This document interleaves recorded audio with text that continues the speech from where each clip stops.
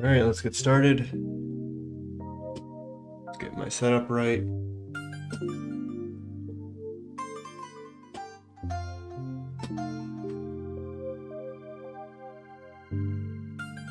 Trying to figure out how to communicate everything correctly from Restream to YouTube and Kick, and maybe it's just more pain than it's worth. Okay, so we took a little detour yesterday.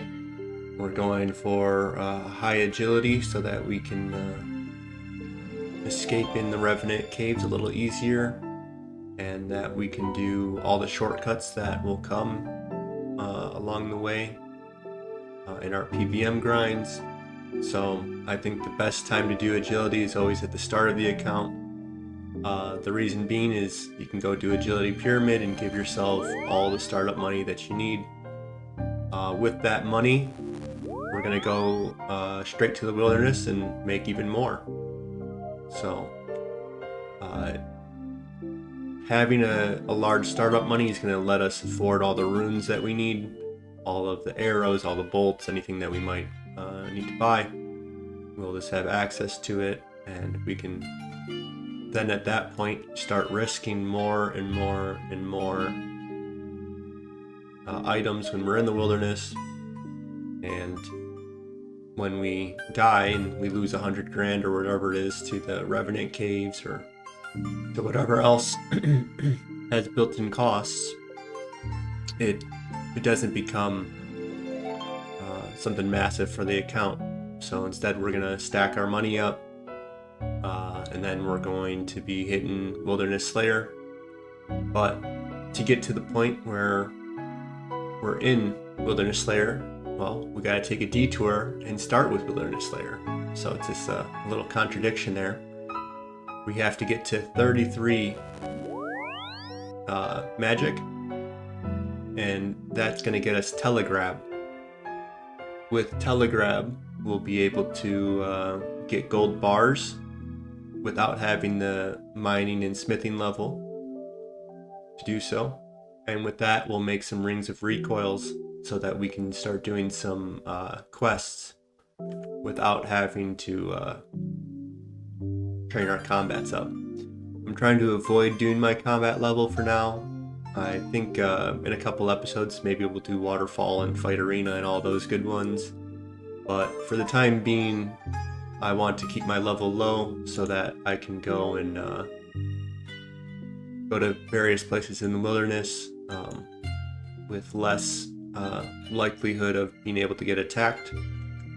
So, and if I do get attacked, there's a chance I could escape by just running a few tiles down, try to eat my wine, try to drink my cake as I do so, and give myself a good chance at that. So that's my plan. I'm sure there's better plans out there, but this is how I'm going to play the game.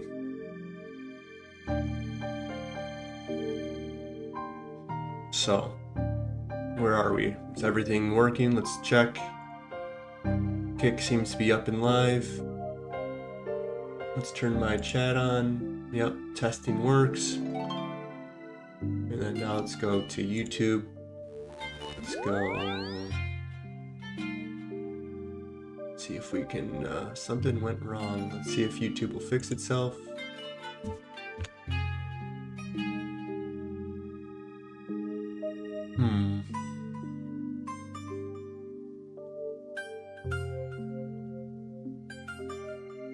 Okay, not made for kids.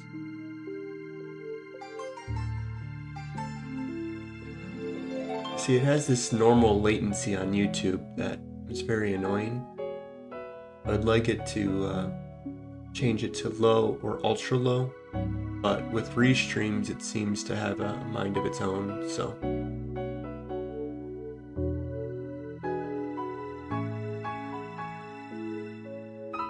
I tried to set up today with a new strategy of scheduling the YouTube stream and then trying to connect from restreams, and looks like I didn't do something quite right, but hey, maybe next time.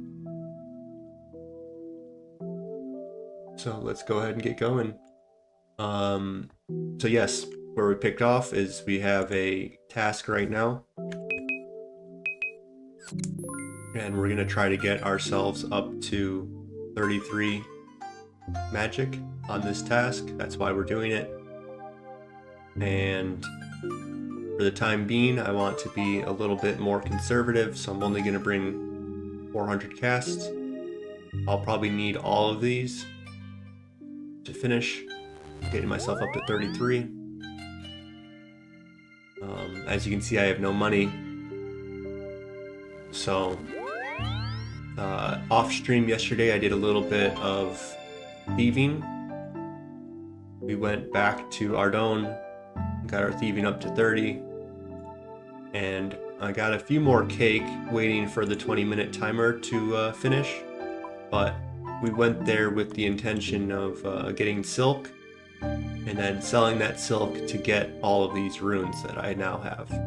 So I did that off stream, and I wanted to set up so that we can get right back to where we left off.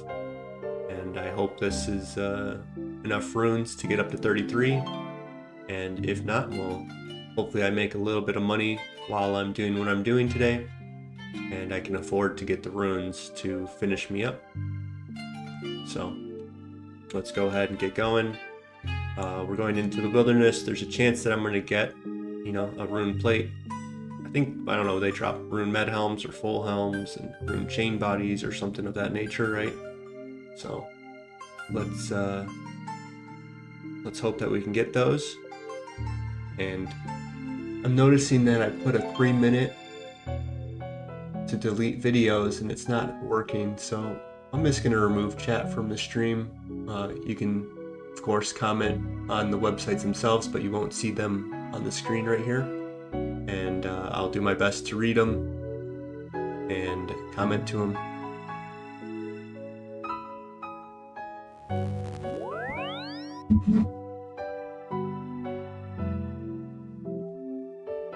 So yes, the reason why I opened up my bank was so that we can grab my little Slayer ring. Oops. And activate it. Okay. Maybe I just press right click and go check. And we have 137 black demons left. So we've only killed 6 of them. And we've already gotten our magic up to 26 from, I think, 14. So this has been an effective training method for us. And we also had gotten our Slayer from level 1 with 0 XP to 1000 in a very short amount of time. So let's continue on.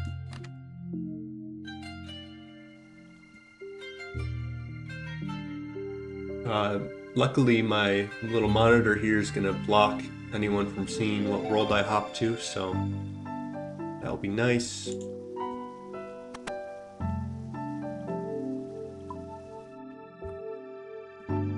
We do have some RuneLite plugins in. This is the NPC aggression timer, and that's a 10-minute countdown if you stay in the little box.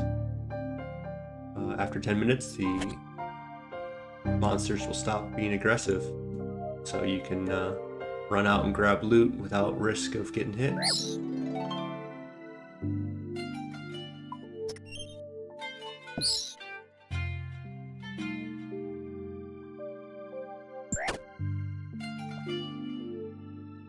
I'm not sure if these guys poison or not, but let's go for it.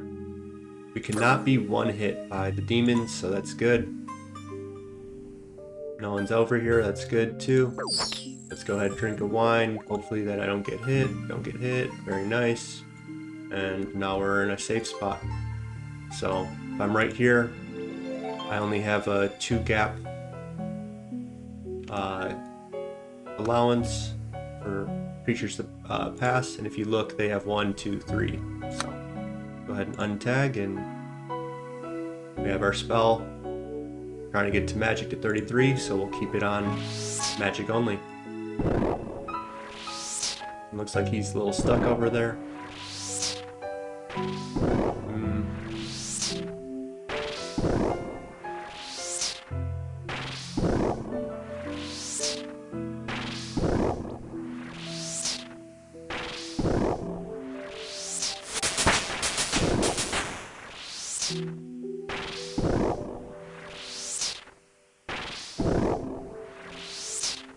So maybe this could be a good escape spot if someone comes to me. And,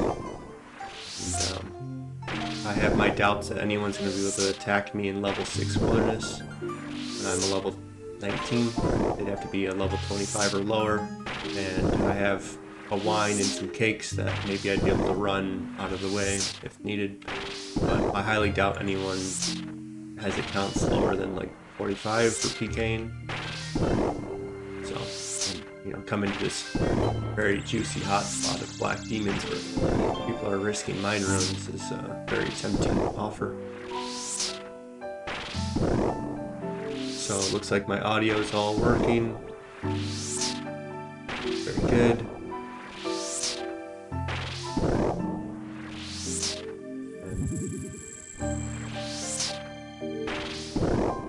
It's much more AFK method than our previous method of fighting imps.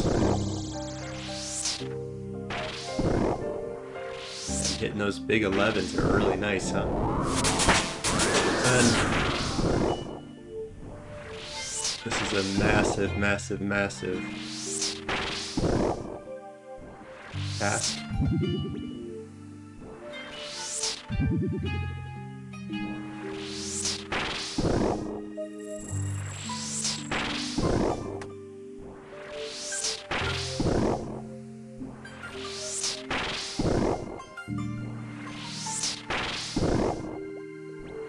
Kind of regretting not just grabbing all of my mind and water runes. You know, we could have just went back to Ardone and got 3 or 4 inventories of silk and probably been right back to where we're at. And wouldn't have been much of an issue. Would have been a little upsetting that I had lost, you know, 2,000 runes at this point in the game. You know, I don't know. I think water runes are probably a little more expensive, and mine runes are a little cheaper, but I'm trying to do this math, but you know, 1,000 runes, if they're 10k, 10 GP each, is 10k, and yeah, I don't know the exact cost, so I imagine I spent anywhere from 10 to 20k on this. Some lobster.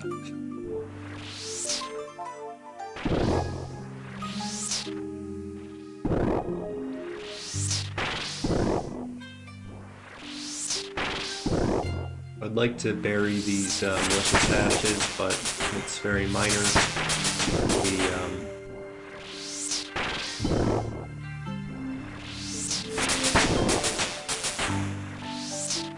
It's very minor for us.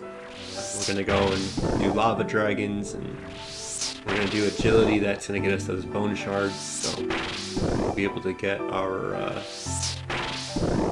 prayer up in multiple ways.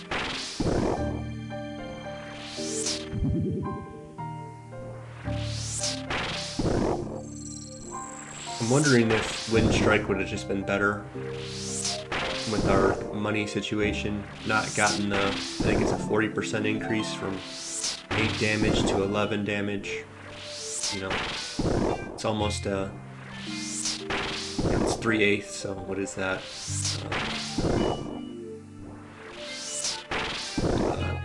37.5% increase in DPS, and a smaller percent increase in actual XP per hour, but our cost is probably double, if not yeah, about double, I would say, per XP, right? That water runes, I think, are a little bit more expensive than mine, I believe. And then let's see if we can get this rune med helm. Don't mind me. Drink my wine. That should be good. They can't one-hit me now. So, just like that, we have 10k and we just bought our runes, right? We can probably go sell this at a shop You know, we could try to keep it for defense, but I have a feeling that the having funds will end up treating us better. But we will keep it in the bank until that day comes where we need the money. And until then, I guess we'll just eventually use it as our helmet.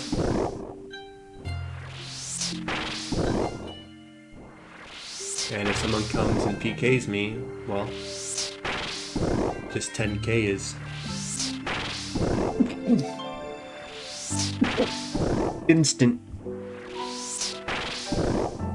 instantly being sold. We're instantly going to buy some runes, and we'll be on with our day. If I get PK'd, I'm going to keep my rune helm, I'm going to keep my staff, and I guess I'll keep a couple cakes probably. I'm not sure what the next item is. What is the protect item? 25? Pretty cool. We're level 12, so we have a minute.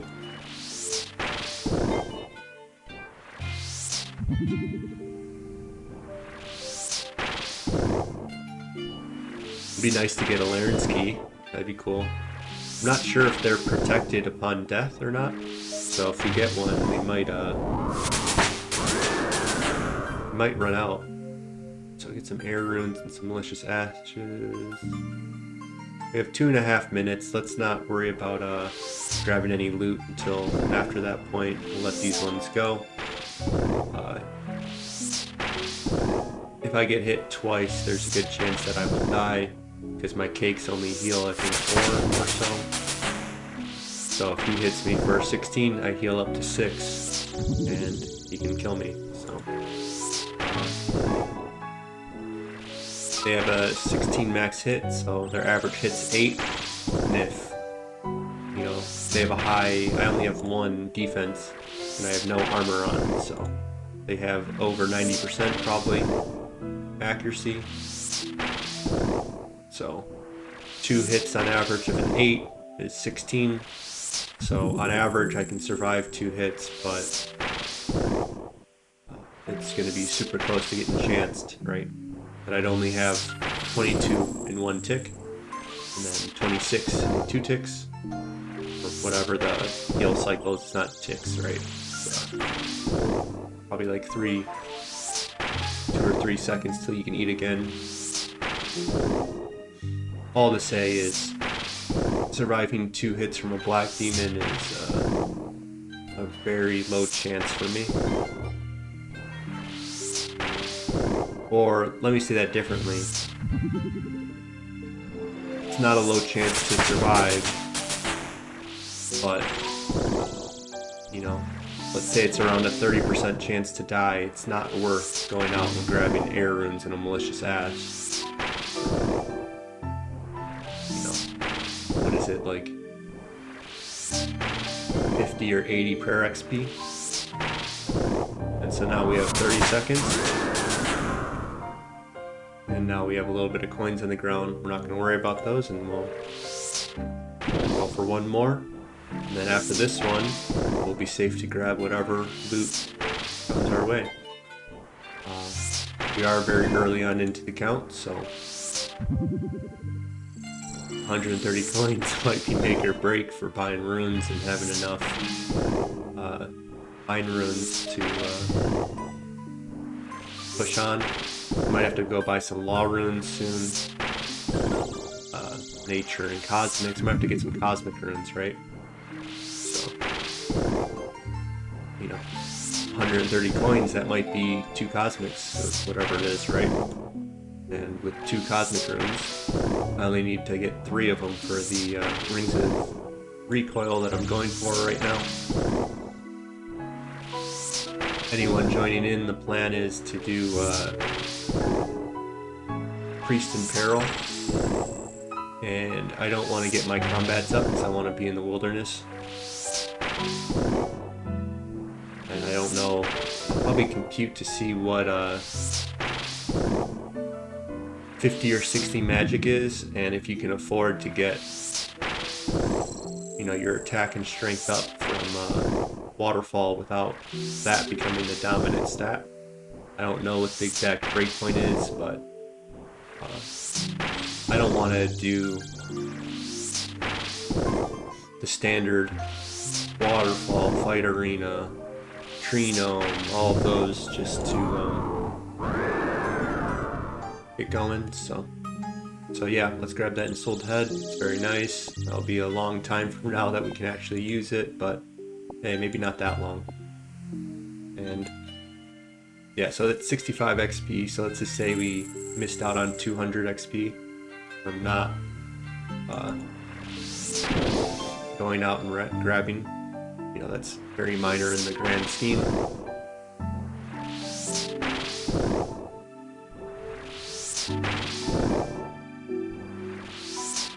So yeah, I need rings of recoil if I'm not going to get my combat stats up to fight the guard dog in Priest in Peril, because I don't think he can be safe spotted. My range is only level 1, so I'd have to get arrows, and it just sounds like a terrible idea to try on him. And he can't be killed with mage. When I went to go do the quest, I assumed I could kill him with mage, so then I went like this. I typed in what is it, Priest in Peril? So I went like this, and then it said, cannot use magic. This says ring of recoil does not avoid the kill, but if you do 1 damage it will. So 3 rings of recoil, I did the math, should be able to take out a Temple Guardian and the Monk of Zamorak. So we'll probably get more than 3, but at least 3. So we want to unlock Telegraph. Telegraph will be nice for the account, and magic is the skill that we're going to push high. Eventually with range, we're going to push high, because I think magic and range are more important for wilderness content, and that's kind of where we're headed. We're starting off in the wilderness, we're going to go skill, and then come back to the wilderness. Nice, grinding Quorm, stacking up that Herblore XP for the day that we need it.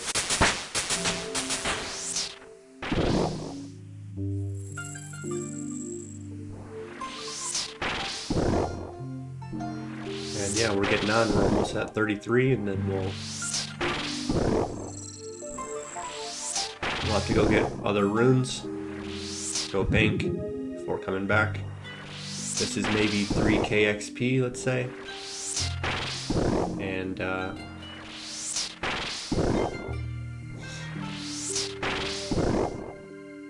yeah, I probably should have just brought another 100 or so, and I might have been able to get to 33 without coming back, but it is what it is.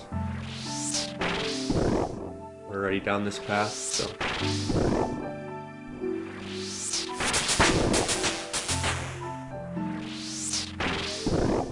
I wonder if there's a small quest we can do that we're capable of doing that gives a little bit of magic XP that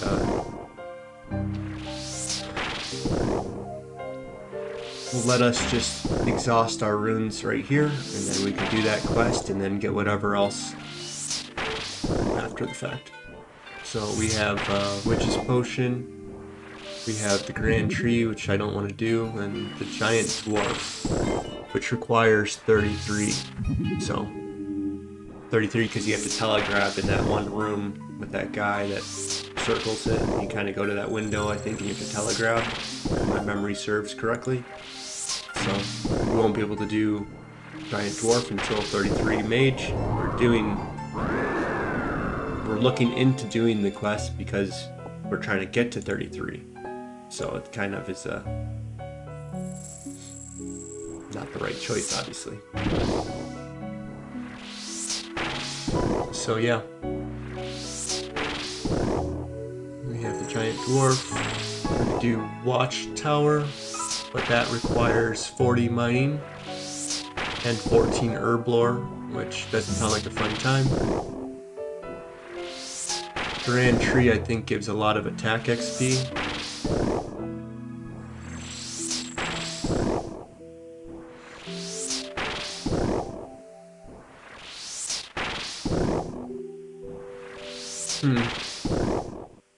Let's look to see if Grand Tree can fit into our plan.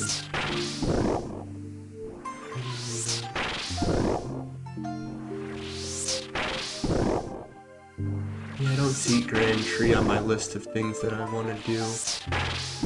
So I think all that extra attack will kind of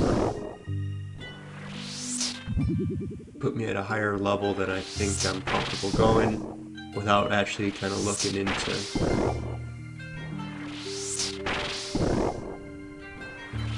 So I guess the obvious thing to do is maybe just check out a combat calculator.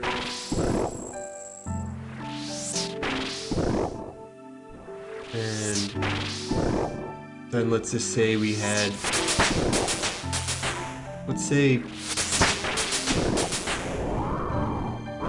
very cool.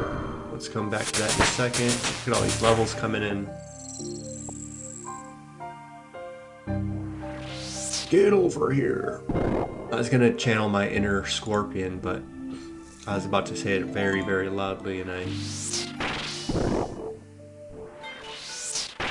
think I'm trying to relax a little bit more than that. Keep the vibes that way too. So, okay, we're looking at a combat level calculator right now. Let's see what 60 magic would allow. So it'll allow 92. Okay. What about 50? So we have to get to high L, I think. It's 55 or 52, I can't remember. Yeah, 55. So let's say we got 55 magic.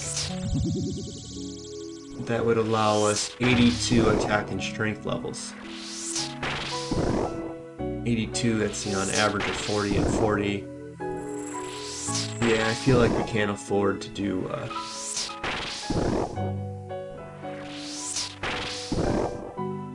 we're obviously going to go above 55, so 56. And then every 2 levels? What's the... Why is it only 2? 56, 58. So 56 gives a level, 58 gives a level, so it's every 2 magic levels you get one. 60, and then 3 at that point. So that gives us 92 more attack and strength if we get to 60 magic.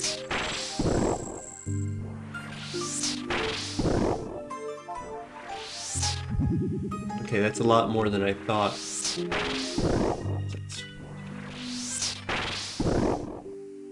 So 92, let's say we've got to 50 attack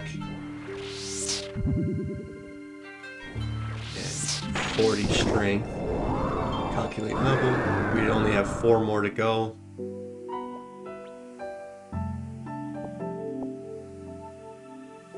Okay, we have enough runes to kill at least 1 more. Let's do it. So we started with 56. We'll see if we have 30. If we have 30 more, we'll go for 1 more kill. Otherwise, we'll go and bank.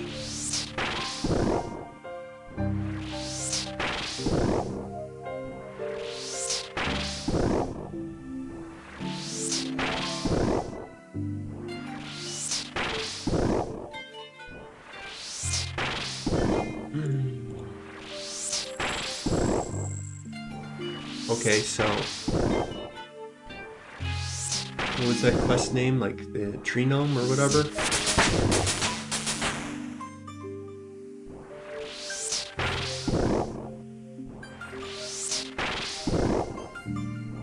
Okay, let's look real quick. Magic,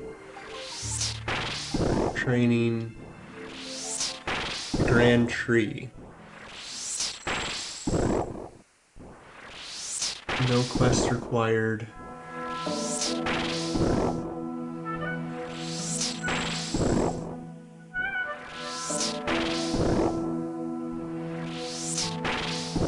Then you get 18,000 attack XP.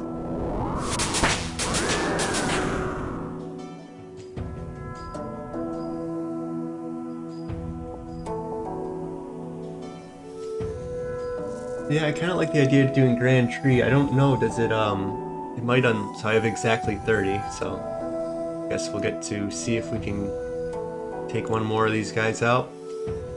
It's right on the cusp of saying do it or not. 30 was the cutoff of I'll attempt one more. If I can't kill him, I'll probably just run up here and then run up back down. Man, we're so close. If I just brought 100 more, I wouldn't be looking at doing the Grand Tree, so yeah, let's not do it. It does give 8,000 agility XP, huh? That's maybe 2 levels?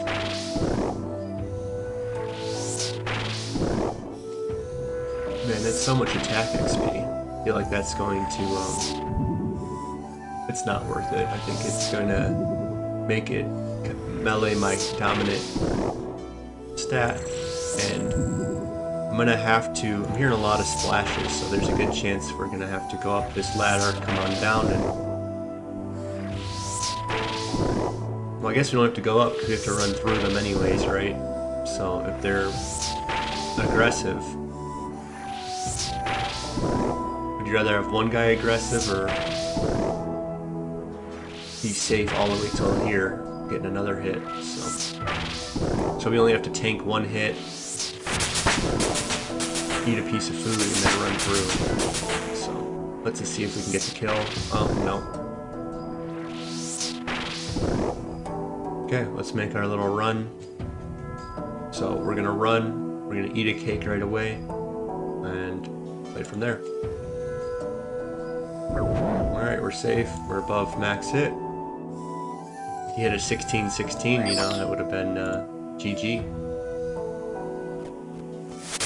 14 prayer. Yeah, we're not going to go with this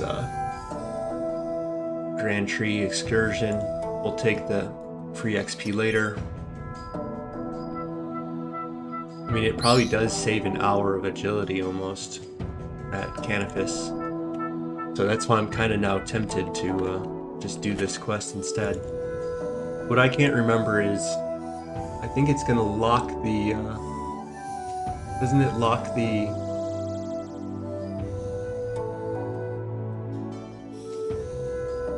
use of trees if you start it?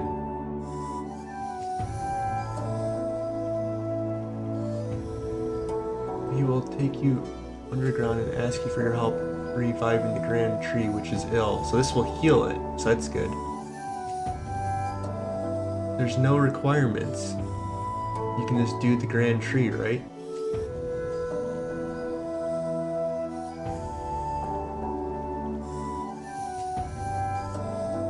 Yeah, let's just do the Grand Tree.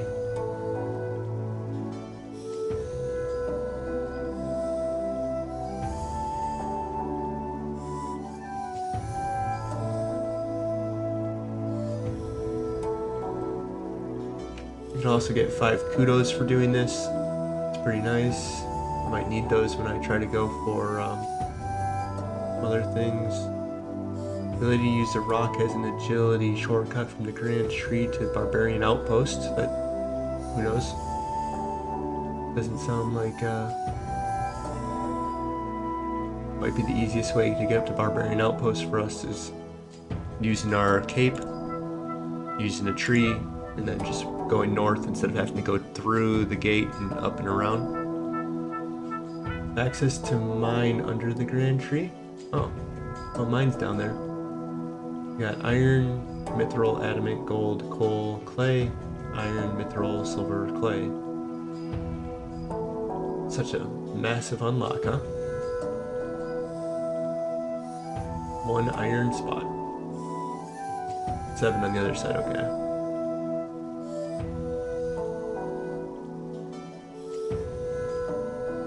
Yeah, this will get us 2,000 magic XP, which is enough to get us our level, so it's almost perfect. And it's also going to get us almost the level, but not quite. Oh no, 2. It's going to get us 2 levels maybe. Maybe just shorter 2 levels, or 2 levels, and then it's going to get our attack massive, and it is what it is.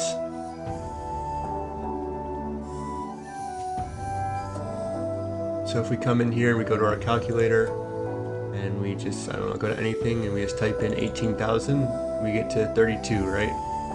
So we'll have 32. And so if we come in here and I type in waterfall quest, I don't know.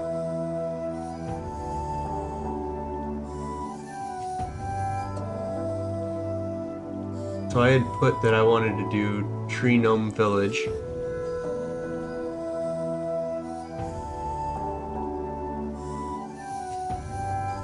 Where am I?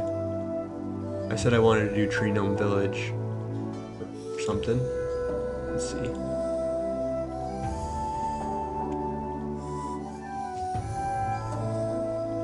I thought you had to do Tree Gnome Village to do the Grand Tree, but apparently not. And this will get you another 11,000, so you know that's 30,000 attack right there. And then if we also do Waterfall, that's an additional 13, so 31 and 14 is 45,000 XP. And that's going to put us near 42. Yeah, this 41 and then 42, so maybe 43 attack and something like that.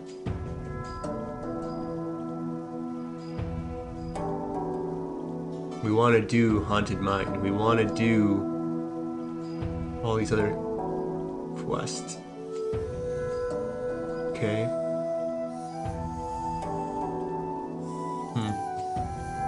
Yeah, let's just do it, whatever.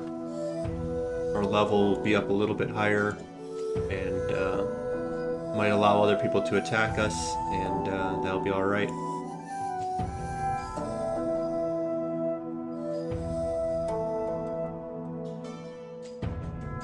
It is the right thing to do, so we'll just do it. That little bit of protection that I was hoping to have of having a low level, I don't think this is going to massively change that. And if it does, then we will take the wilderness on with a little bit more people having the ability to PK us, and that will be just fine. But yeah, this is the right. So we have to kill the Warlord. I think I know how to do that without even looking it up.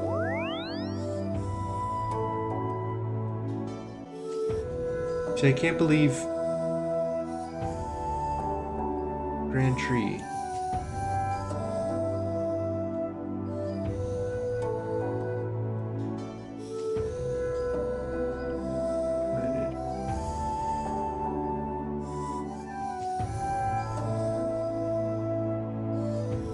Huh, I thought you had to do Tree Gnome Village to do the Grand Tree, but you have to pay 1,000 coins if you didn't help Femi. Who's Femi? Is that probably the other quest that I was talking about?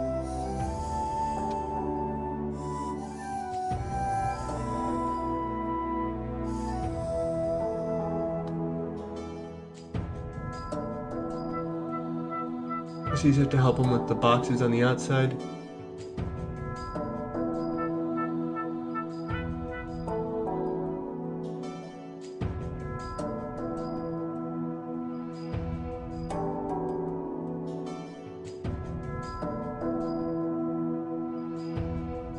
Oh, okay.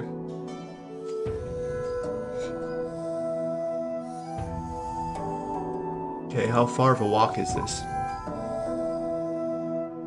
So here's our Doan, not too far. So we'll just come up here and help Femi come through here, do our quest.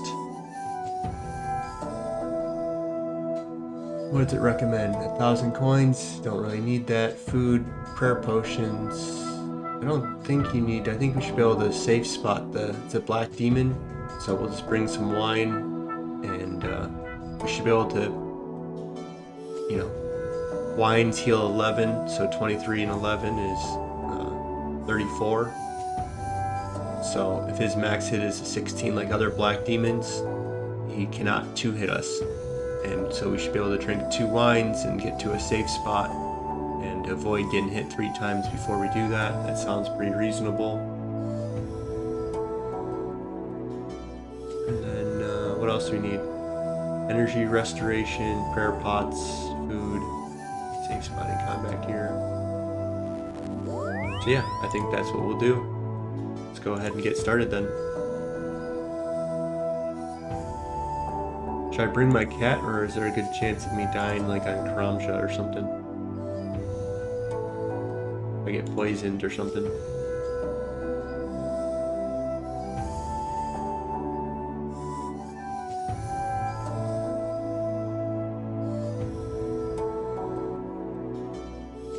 Yeah, it looks like we escape it. Yeah, we should be able to figure it out. Let's just bring the cat. Maybe we'll get him going. So let's get, we have infinite cake now. We'll bring our coins, but not much. Oh, there you go. That makes me feel a little bit more comfortable that we can afford anything that we might need.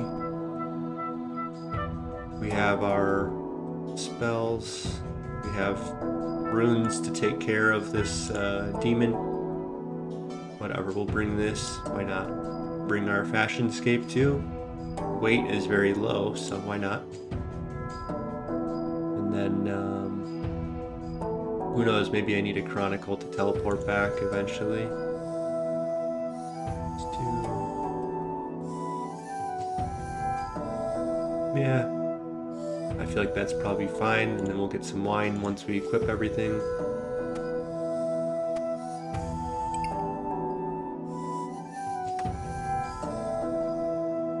Okay, we don't need that. We don't need that. We need is, I just had it in my head what I was going to grab. Maybe like 5 of these is going to be fine. Let's grab 1 of these, why not? Get rid of that spot. Grab 5 wine.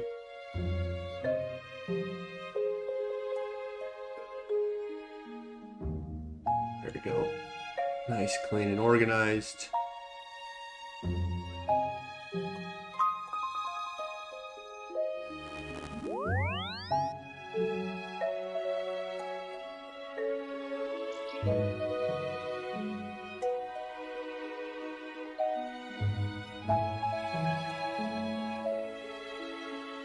I think we go up this way probably makes more sense. Cat has an hour left.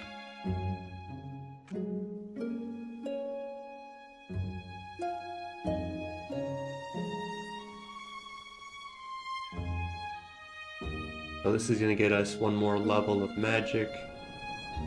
Will get us about 2 levels of agility. And Canifis course is pretty slow, so it's actually still pretty nice for our account. And attack obviously too, which I'm actually kind of reserved about. It's going to give us up to probably 32, I think I said before, 31, 32. Which I don't think is going to make combat the dominant. Are these guys going to attack me? Yeah. Okay. They're only level 42s. I bet you their max hit is not that high. I feel like I'm not going the right way. Yeah.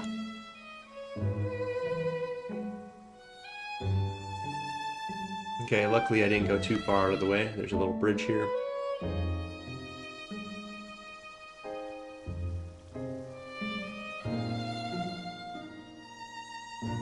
Did waste my precious run energy, but it is what it is.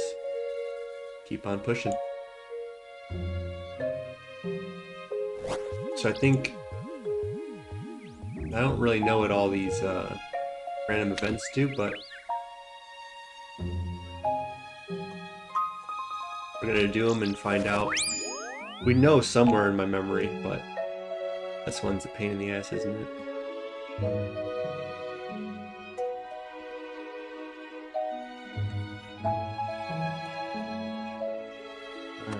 Let's see if we can figure this out for better than we were when we were 9 years old when we did this before. Maybe 9's not the right age, but... what does Molly look like? Can I see from here?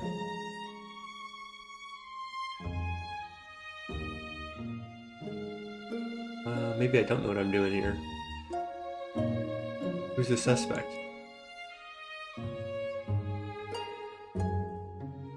She's a blonde with some stuff. So we'll just try these two blondes. I think this one looks more like her, so we'll go for her. And if not, we'll go for the short-haired one, but I think it's... Okay, that went easy. I thought she would move even more.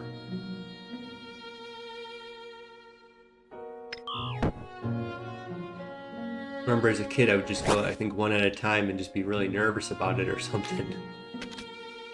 Okay, let's see what she rewards us with. Maybe an XP lamp?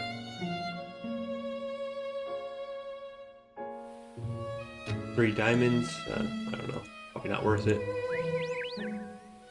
It's gonna be a long time till we use diamonds, and I don't know. I don't even think I used diamonds on my other account. You know, level 99s. I never really needed to get that many diamond bolts. I feel like a lot of different grinds and such kind of set me up to never really care for them. But this account might be a little different, so we shall see. So I think there's a chick out here that we need to help. Emmy or something. There she is.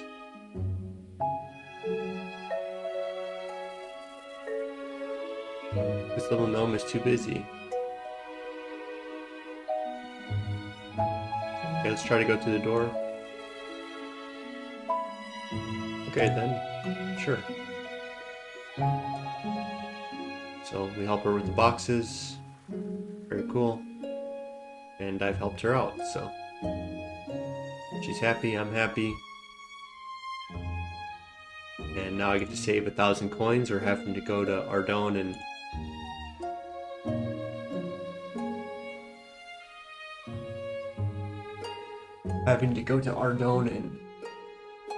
forcing ourselves to take a detour and get money from the silk stall.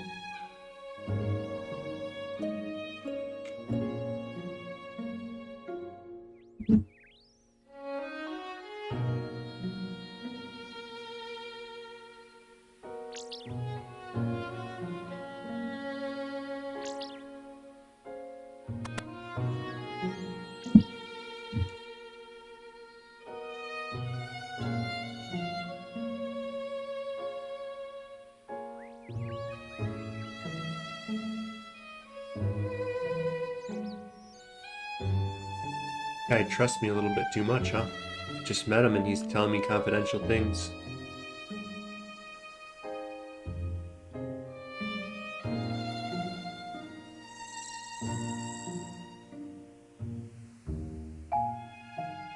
Let's start the quest. It recommends a level 50. We're level 23. Spooky. We should be able to figure out the solve in time. Where to run.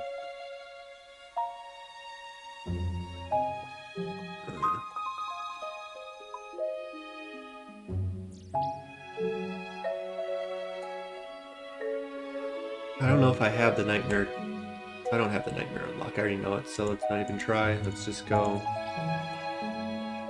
I think you have to have talked to him and have had maybe 5 or so quests done that qualify you to engage in nightmare.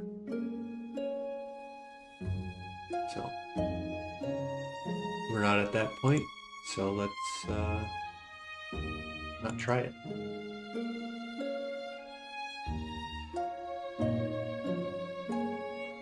I'm gonna turn my spell to wind, just in case if I have to fight anything else in this. I want to save my water runes to when I only need it. Money right now is a little tight, so let's we're gonna be doing more Wilderness Slayer. We might want water runes and It's going to open up more paths for me to take.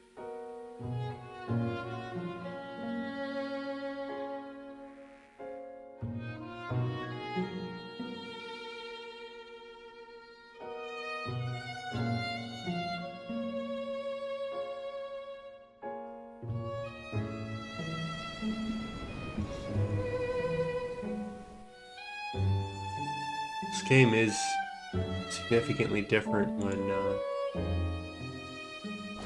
having this HD plugin on.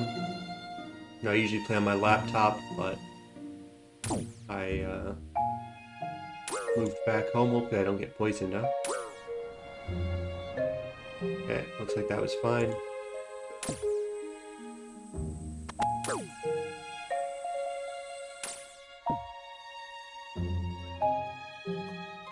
Let me turn off my NPC aggression. I don't like the look of that. So let's go turn that off. I think we can do always active off. It says show on Slayer. I didn't trust that it would work, because I haven't used it yet like that. On my non-streaming computer, I have it always on, and I don't care, but I want to make the video look a little nicer, so. Return to King.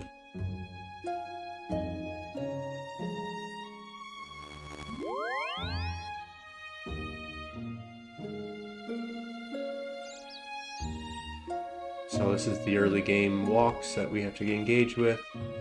If I did the other quest first, I could have came up to here and teleported back. Would have saved me a good time, but I'm trying to keep my attack low still, and both quests give attack. And we're doing this quest to get some magic XP up to 33. And to get our agility up 2 levels. It made too much sense not to do when I had to leave the wilderness because I ran out of runes before I reached level 33. So I kind of wanted to take a fun little detour, see what happens, and if my combat stats go too much up from doing this quest and doing the other ones that I need to do, then so be it. We're going to want to unlock range, and by that I mean to get the handy-dandy crossbow, the Dorgeshin, which will, let's not be on the wrong side of the river this time.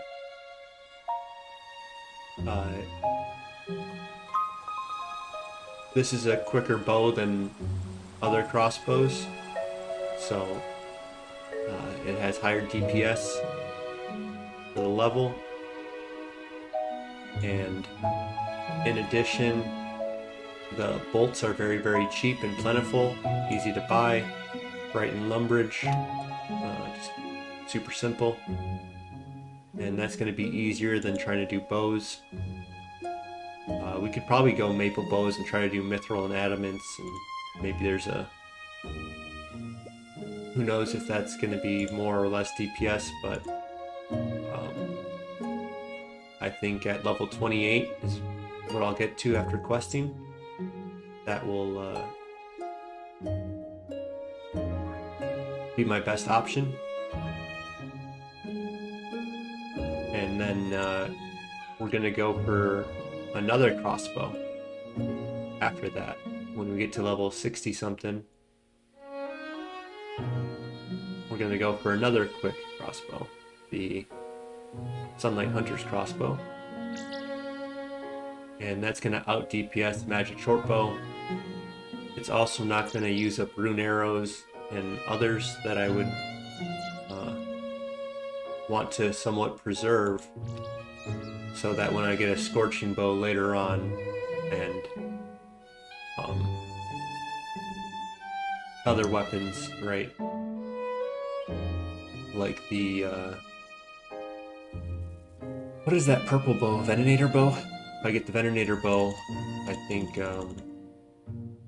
having a lot of rune arrows for those two is ideal. And I don't want to go mine amethyst and get the crafting up and go that route. I would rather just have banked up a ton of rune arrows throughout my journey to that point. And I think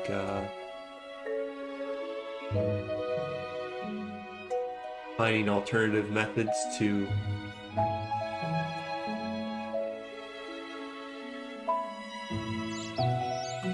range rather than short bows, rather than arrows, is going to set me up for more success. And so that's the route we're going to take.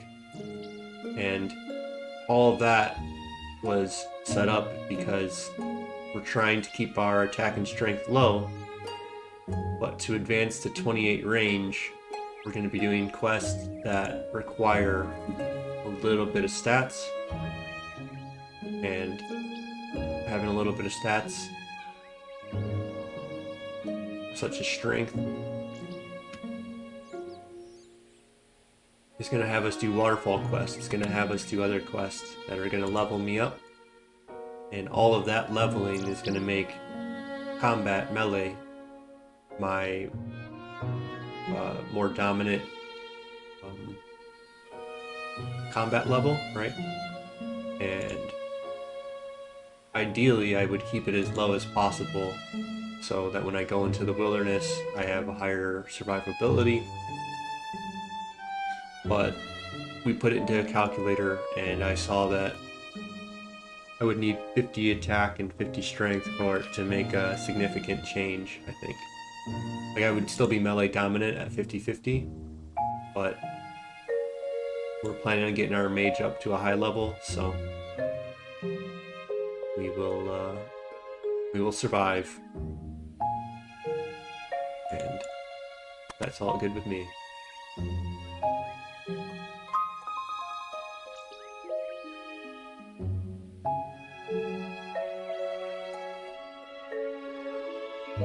Let's just go to the top floor, maybe. Hey, very nice.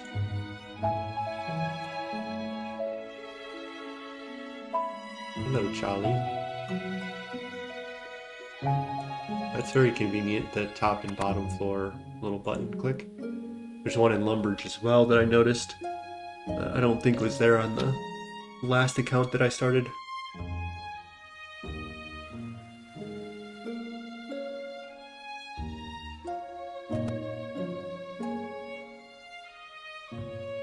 Okay, cool. Hello, Glow. You don't look suspicious with that big chin.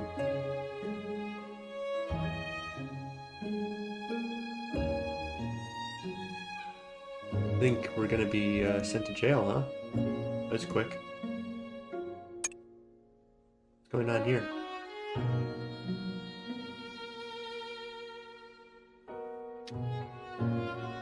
Let's go glider.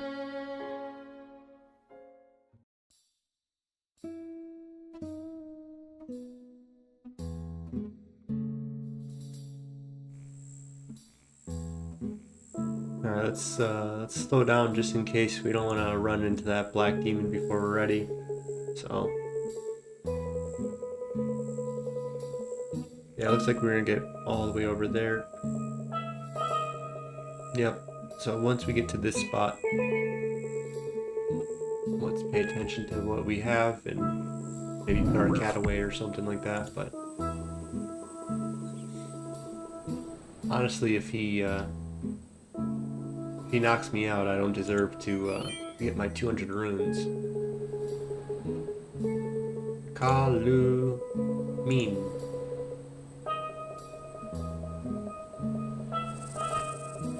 I'm just glad that I don't have to memorize that kind of stuff and look it up online, and very glad the way that what RuneLight does for us nowadays and makes this game much easier. And you know, that's a topic that I've kind of gone into before on stream of,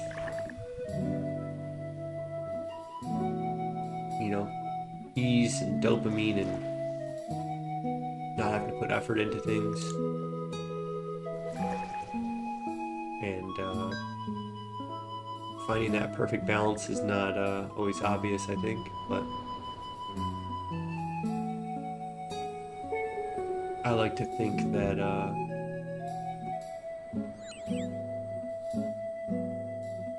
you don't have to give life, like, you don't have to make everything difficult, I guess. But it is good to have difficulties in life to set you up to be stronger. And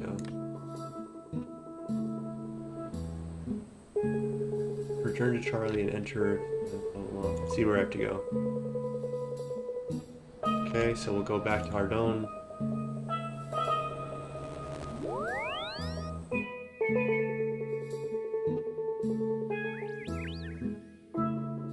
Yeah, it can't just all be comfort.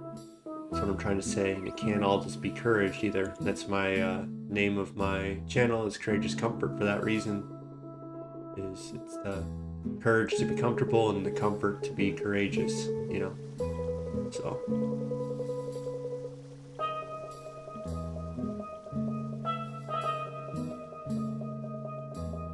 and what that means is you take on the challenges that life throws your way, and then you also don't take on the challenges that are not required of you. And so that's kind of what I'm thinking of. You know, the game got easier, so it's less challenging, but you know, maybe those challenges were not necessary challenges. Reading and,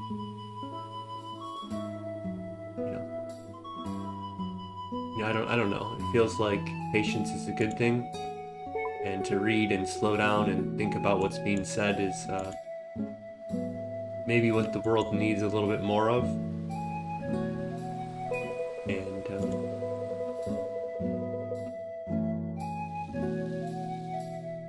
you know, but it just comes to a certain point where you're not enjoying your game and it doesn't feel rewarding. And maybe that's because we are in a society that has so much stimuli and distractions and instant gratification, and you know, so who knows? I can tell you what, I probably wouldn't be playing this game right now if RuneLight didn't exist and if Quest Helper didn't exist. So that's, I guess, my answer is this game in general sure has dopamine, and but it's not exactly instant gratification. So okay, let's go talk to Fenin or whatever, Femi.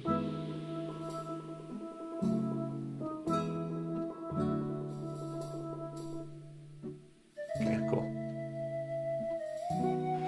So yeah, that balance is what I'm trying to do. That's what this channel's about, is maybe ironing out the not the rules, but trying to come up with the right word. The path to being wise enough to know when to be courageous, when to be comfortable, and how to just live with both of them at once, at most times. Maybe all times, but you know, maybe you shouldn't be comfortable in certain situations, you know? And maybe you shouldn't be courageous in certain situations. So that's why I think there's it's not every situation calls for both,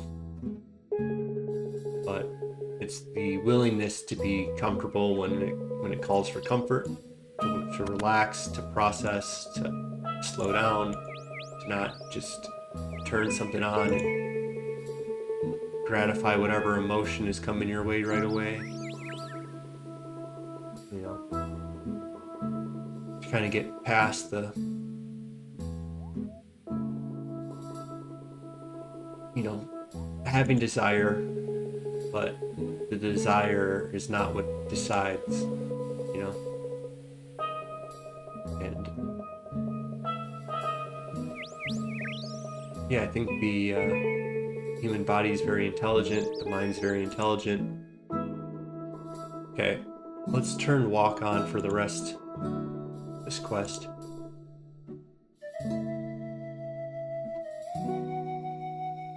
But yeah.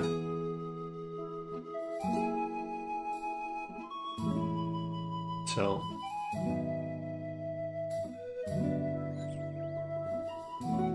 I'm trying to create a relaxed stream, a little comfort, but to also show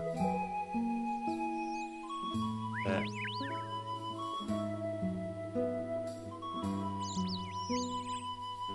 you can step outside of your comfort sometimes, and be courageous. And so it's the comfort to do that, not the need to do that. So it's a willingness to make yourself uncomfortable. And so it's kind of a contradictory thing of the comfort to be courageous, to get yourself out of comfort, right?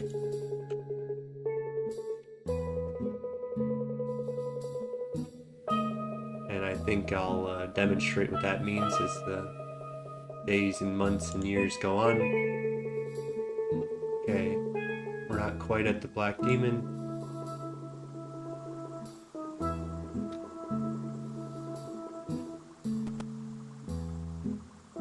Hello there, non-suspicious man. That cheeky little chin.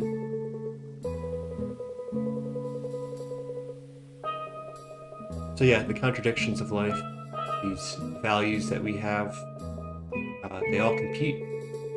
Like you can't have everything. So you can't just live in one mode. It requires discernment, but it also requires action. It requires courage, but it also asks for comfort and relaxation. And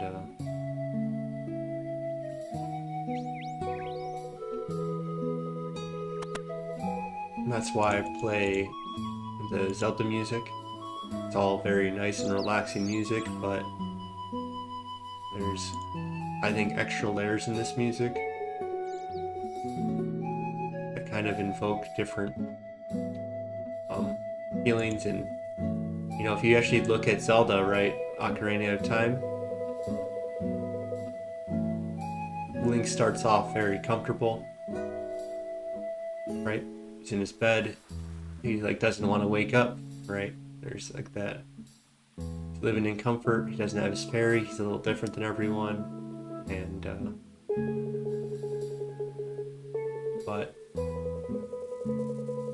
he ends up being the hero of time, and he safeguards the Triforce of courage, right? So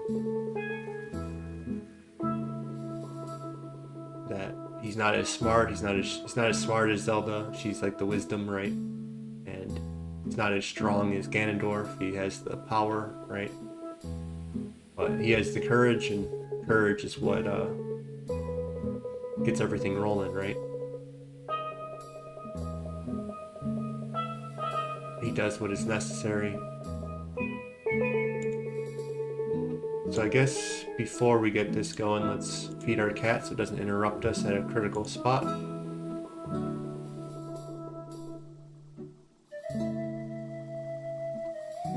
And then I think the same thing you can say about Lord of the Rings.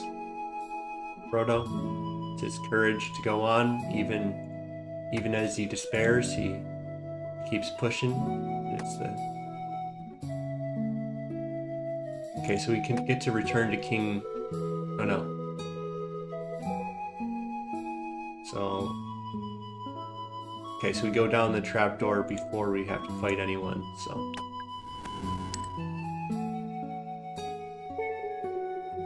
So yeah, that's what I'm mimicking, you know. If you look at Luke Skywalker, same thing, right?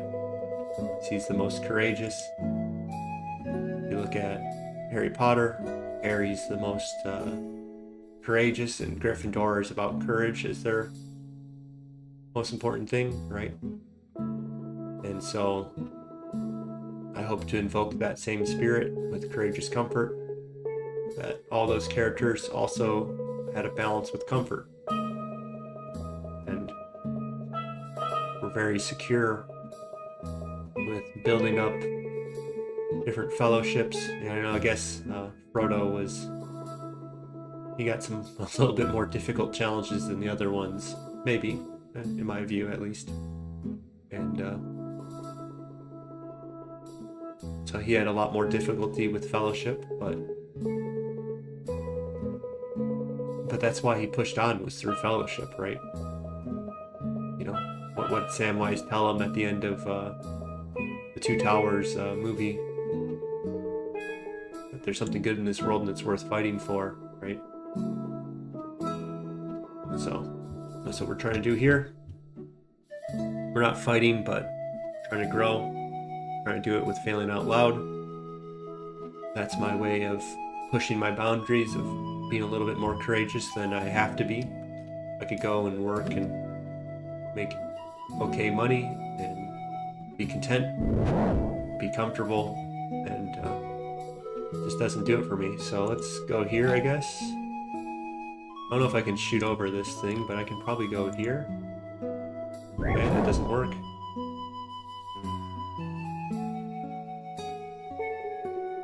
Okay, I have a feeling this is also not going to work, but let's have this open and we can eat wine if that's the case. Yeah. He can't one-hit me. Cool.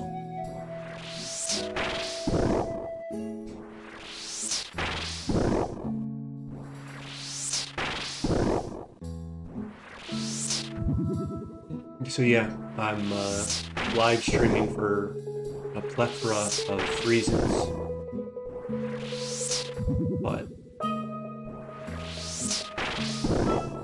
the reason why I picked live streaming was to fail out loud and to live courageously comfort. And everything else was, what else can this do for me? And, you know. So I'd like to build community and fellowship here too, but, you know, that's not always what the world is going to give me. It's not going to always give me what possibilities are out there that, oh, this could also happen and that'd be nice, but my main intention is to grow by having eyes on me. That's my courage, is I don't know. I seem to shrink when eyes are on me, when I have pressure, when I'm being observed. I don't like being with cameras, I don't like demonstrating to people my abilities, and so I decided that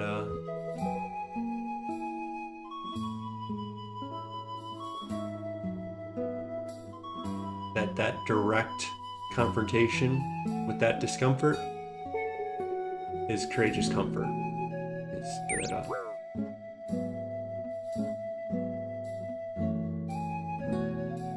And so yeah, I invoke the spirit of Zelda franchise with the music that I'm playing right here, which I think also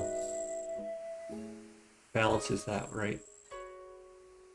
Of knowing what's important, being in a corrupted and a world that doesn't always live up to the ideal, and having the courage to be in it and to present yourself authentically and as you are. I think that's Link. You know, he's a very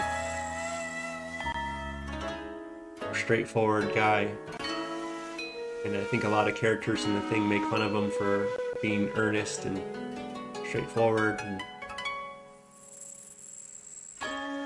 being naive.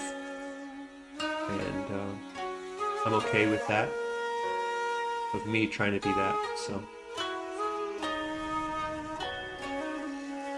And so that's kind of a small challenge that I'm taking on. It's not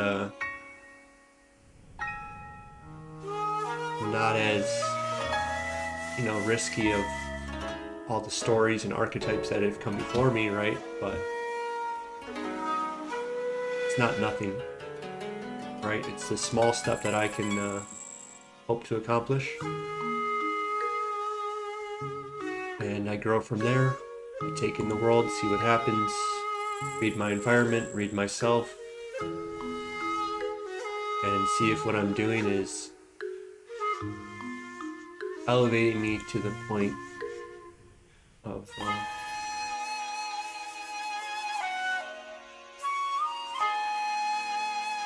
I should probably do this in an organized way instead of rambling, because I'm going to lose my train of thought and also lose which ones I've gone to and haven't gone to. So let's take a second, do the quest.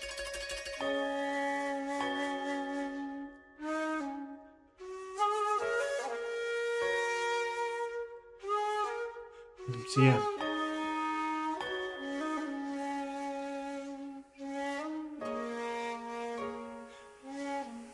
We all kind of know that the world isn't exactly right now. You know, materially, we're in the greatest time of all time, but spiritually, kind of demoralized, right? You don't have hope to, most people don't have hope to, you know, own houses and whatever else, right? To have a family, or they're working just to get by, to go home and get distracted, and you know, I feel like I'm going in a loop in this game, huh? Oh, there you go. It was literally the closest one, but I somehow skipped it. Not cool, guys, not cool.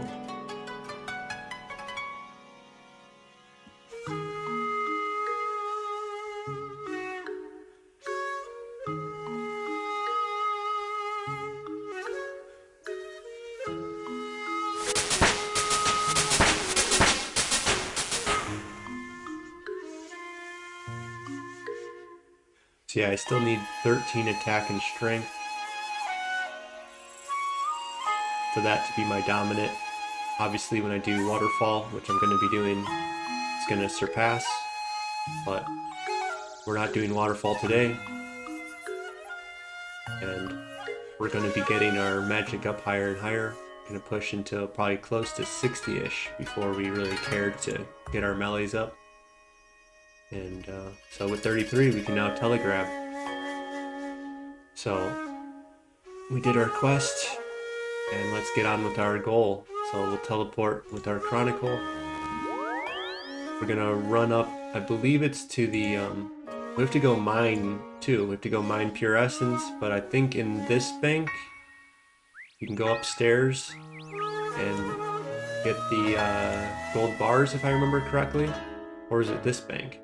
This one looks more suspicious because there's this door and up and down, and we're passing closer to it, so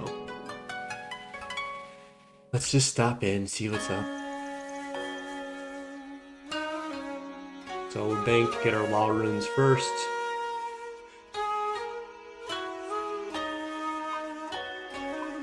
So we'll save one of our sapphires for a necklace. So we'll get 7 bars, but we only want to make 6 of them. And then emeralds, you got 1, you got 10 of those. So yeah, I don't have enough law runes or a lot of funds, so let's just get 5 of them.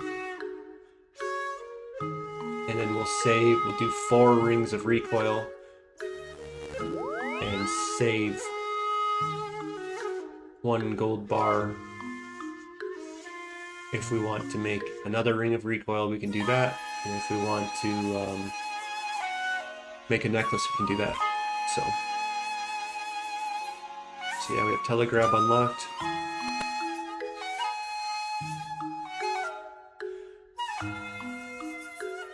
Aha, give me your monies. So hopefully we can Telegrab from here. I believe we can. Yeah, looks very accessible.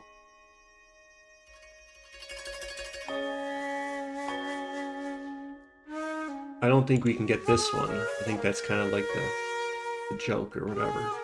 People try to do it. We don't want it. I mean, we could get it and sell it to a shop and maybe buy more law runes, but this is what we're here for. So to do that, we'll world hop.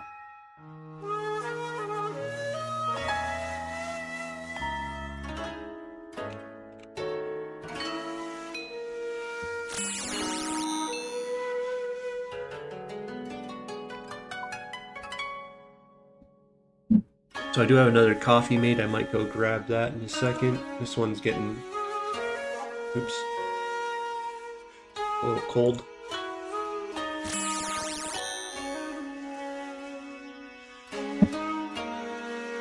Alright, 2 more. And then we do still need to go to a furnace. So I guess we'll go to Edgeville, I suppose. I think that makes the most sense.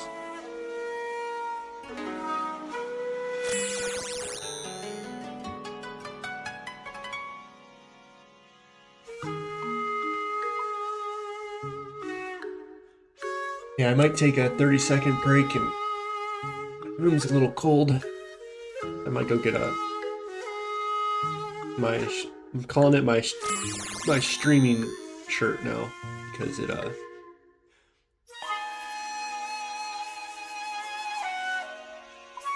yeah. We're gonna take a 10-second break, and then we'll be right back. So let's go with let's actually make it a minute break so I can just empty my bladder too.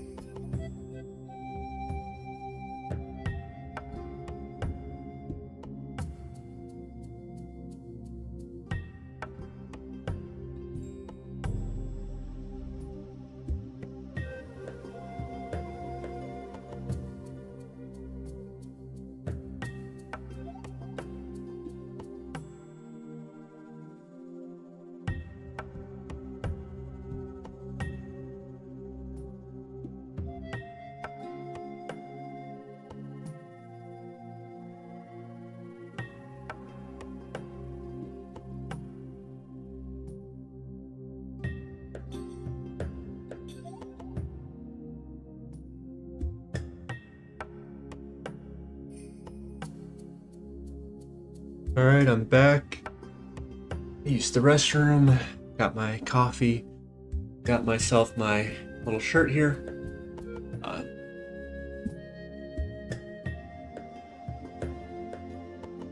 It says, slow yourself down, and it's kind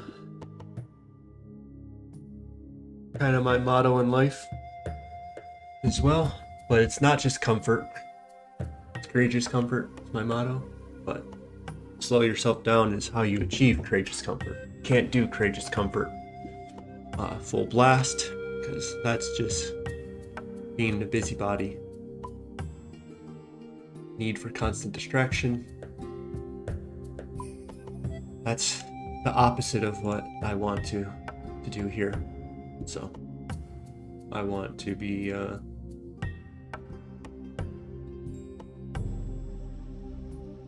relaxed. I want to process what goes on, make good choices. If you're always at a high speed, you're not capable of making those good choices. So we'll go to Edgeville, and then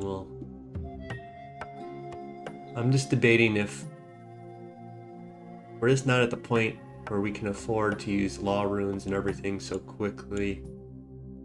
I think I only have a couple law runes left, right? I think I have to go get law runes, but let's not make that decision right now. Let's just walk and live slowly.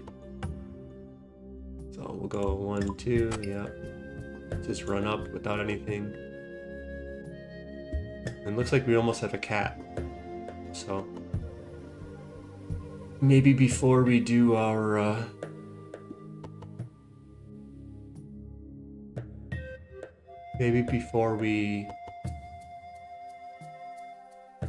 start Priest in Peril, we should do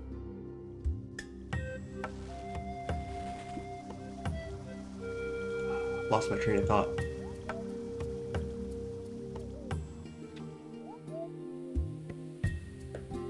Oh yeah, sorry, that was very silly. Before Priest in Peril, we should go and get a new cat. And start growing a new one, I guess. Because we're going to end up in Canifis, I think, at the end of the quest. And it'd be nice to go to the bank and get our kitten out and start continuing on with our agility grind. So that's where I'm at with that. Sorry, I have pop-ups. Or not a pop-up, but whatever you call that. I want to see if my chat got smarter or not. Doesn't look like it. I'm really not too sure about I think we could, if I do that though, I think it's going to it's all frustrating. Okay, let's just not worry about it.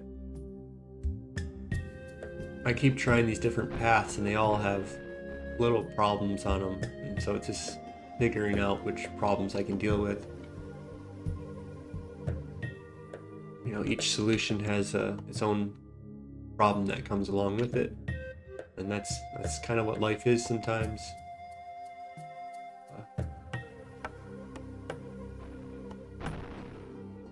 That everything's kind of comes with a trade-off, and that's not to say that everything has to have a problem though.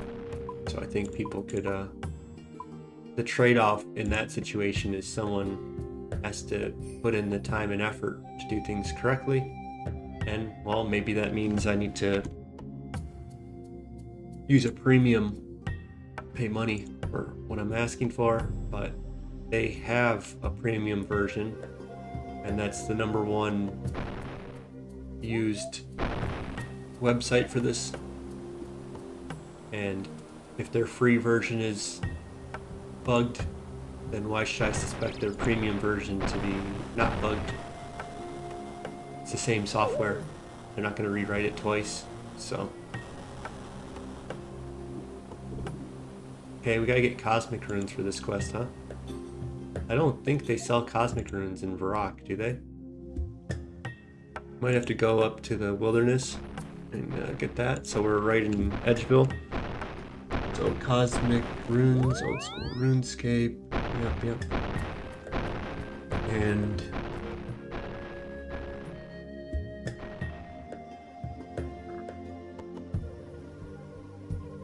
you can pick one up in the Frozen Waste Plateau. That seems like a pretty far run, so we're not going to do that. So instead we'll go to we can go to Al-Kharid and buy them for 62, but I think you got to do that little mini game thing, and I don't really care for that. We can go to Prif, or we can go to Tall Teklin. So we're just going to go to the major arena and buy them there. And that's a journey to the wilderness, so let's put everything away. Let's pick up our cat. Put the kitty away. And we need a knife.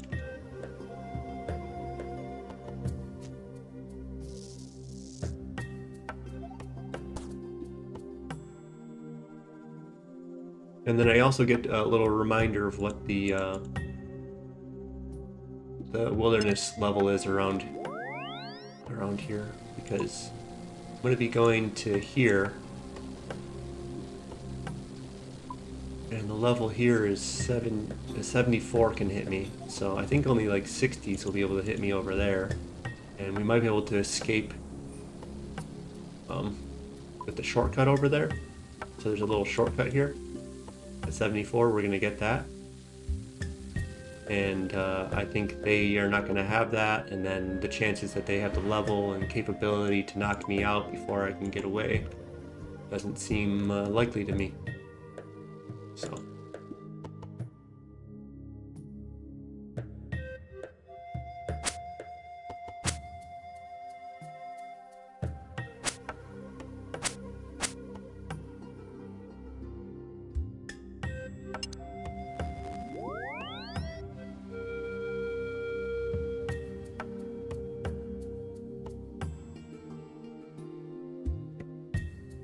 it's this guy, right? And he does sell law runes, 240. These are much cheaper though, so we need at least 5. We said 1, 2. Okay, they're keeping their value. Oh, very nice. We're able to get all those, and let's just buy 1 law rune, I guess. Might be should I keep my money? I need money for this quest. That's the only thing that matters, I think. The Priest in Peril.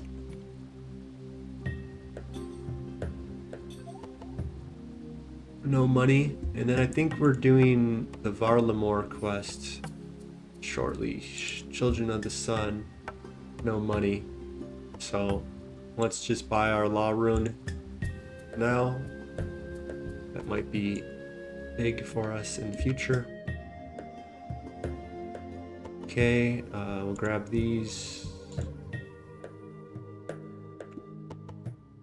There, we got our cosmic. I don't know, is it water? It's probably water. So I guess we'll get water runes. We'll grab our air staff just in case it's not. And then jewelry enchant. And it is water runes, okay?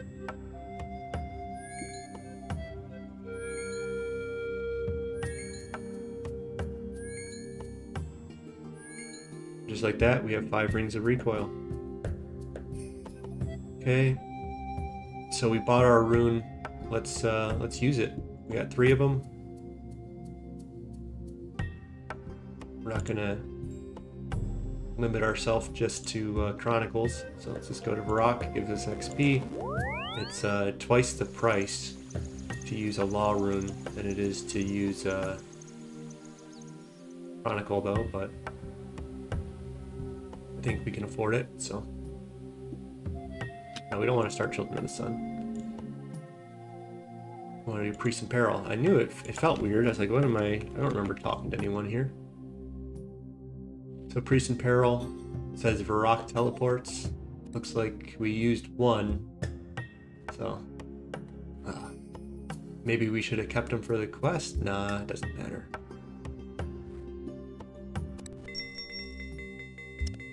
We will grab a Chronicle. Chronicle. I guess we'll grab all this stuff, why not? Fancy boots are pretty light. We'll grab those for our fashionscape. I don't think we're afraid of dying here. I think we're intending on, yeah, that's cool.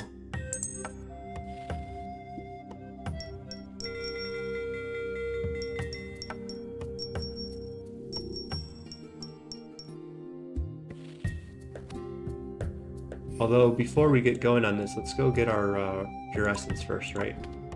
Let's not get ahead of ourselves. We need 50, and so let's just get 2 inventories then.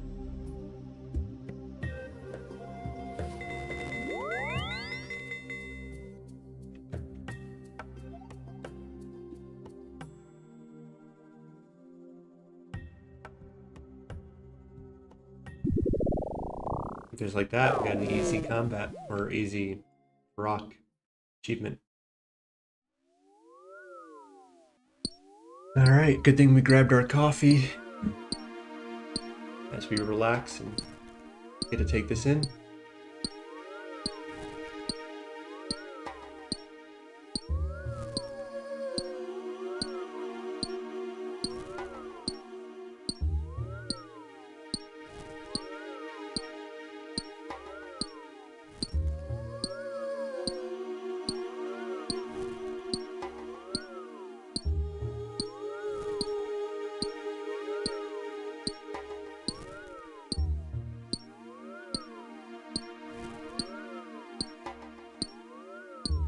So I might be switching from coffee to tea.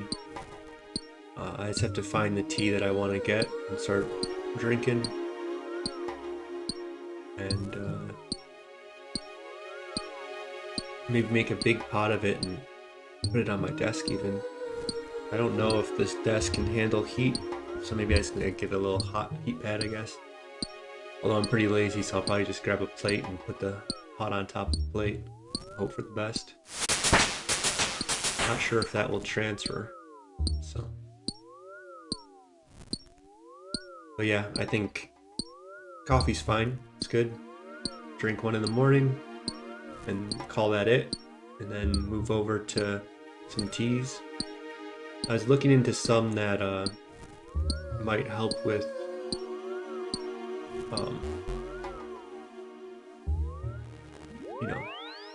like sore throats and such. Not that I have sore throat, but that might help with speaking and keeping everything feeling good.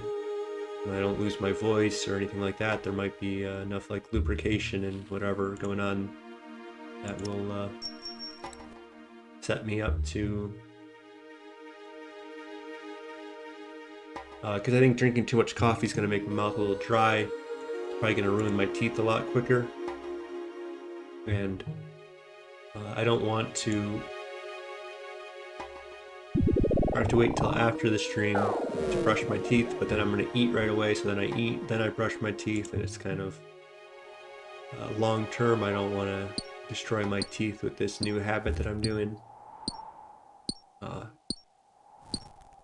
Before I would just pound coffee and then brush my teeth and then do my day and then end the day, eat steak, eat whatever I eat, and take care of my teeth then. So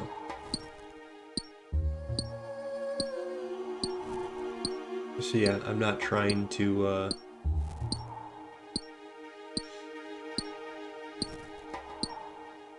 go to a dentist and all that. I can take care of my teeth a little bit on my own, and I have a lot of like xylitol and other things that promote keeping your teeth from tooth decay. So I'm not against dentists, but I think that's for people that eat a lot of sugar and people that eat very soft food that doesn't require their jaws to work. I think if you do that, human body's very is designed for survival, and the animals in the wild don't have dentists, and maybe I'll go every 5 years or something, but I don't think it's worthy of my time and effort and money and insurance and whatever else. I don't think they really, I don't know. That's not why I have this channel, to complain about all the things that you're supposed to do and the things that I choose not to do and justifying my reasons for not doing it. It's just that I might try some try some teas that might help protect my teeth and protect my my air, my trachea and all that, right? Okay, so we have everything that we need, I think. I think we should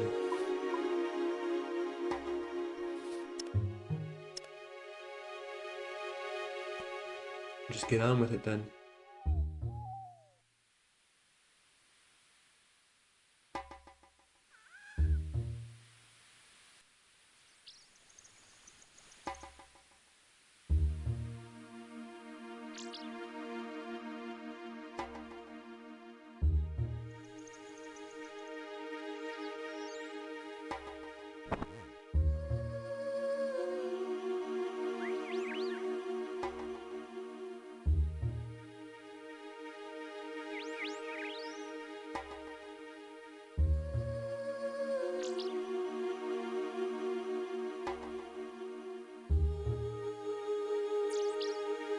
Okay, range or melee weapon and armor. So looks like our battle is beginning soon.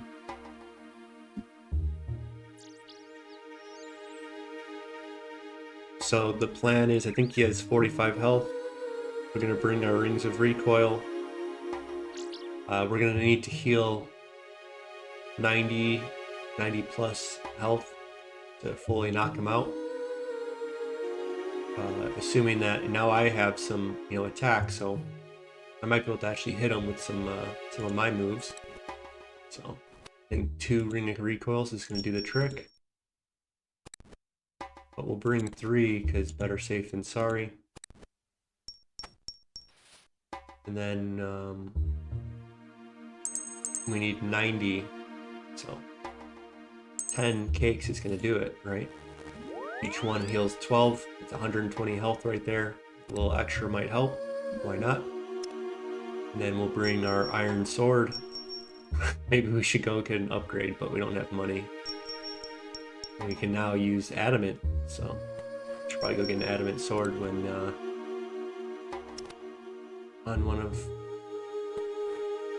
when we get a little bit more money, we'll go pick one up. Okay. And then,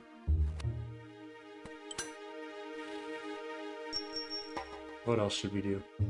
I think that's all we need, right? Amulet of accuracy, maybe? Why not? Yep, gives us +4. It's probably pretty massive, actually. And then, yeah, we'll grab one of those, why not? And, we're gonna have to teleport back.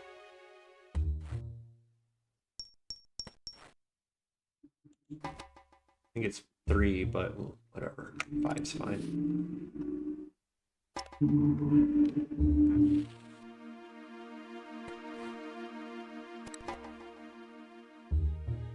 Yeah, so we have to return to King Roland and then come back with like pure essence and anything like that, right?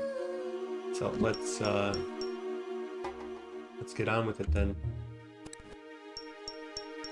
Iron sword. Wonder if I can go afford a steel one. I can go sell that helmet and get an adamant sword maybe with it. Why don't we go do that for make this quest go a little easier. Start training our strength up a tiny bit. It's not going to do much in the grand scheme. The little bit of XP that we'll get right here is not going to when we get to level 40, it's going to be almost meaningless. So let's look. General store. Could go to Barbarian Village and fetch a little bit more for this, but let's just see what the price is and see if we want to sell it. 7 grand. There's no way the adamant sword is more than that, so we'll sell it.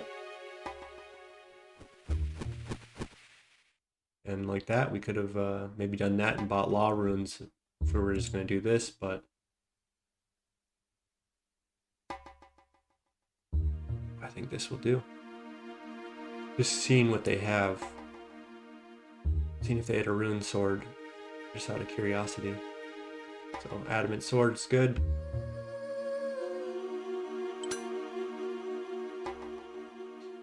You might be able to argue an adamant longsword might have been better.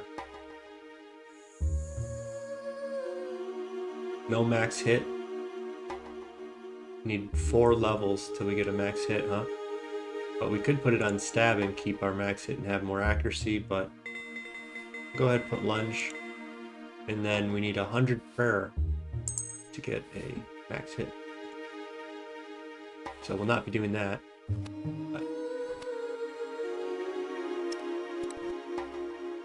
But this sword does give us a lot more accuracy, 27. Melee strength of 24. It will be useful until we upgrade to rune. And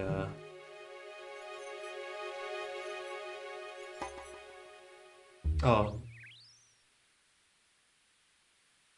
why don't we put an Ardougne cloak on for even more accuracy, huh? And some more prayer and magic and defense, whatever else. Not thinking too much, huh?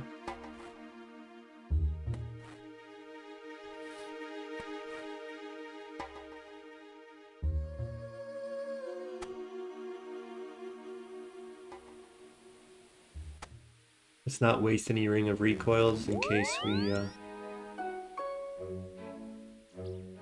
run into some... I don't know if these bats hit us or not. I think they're probably aggressive. We're level 23 now, so I might be able to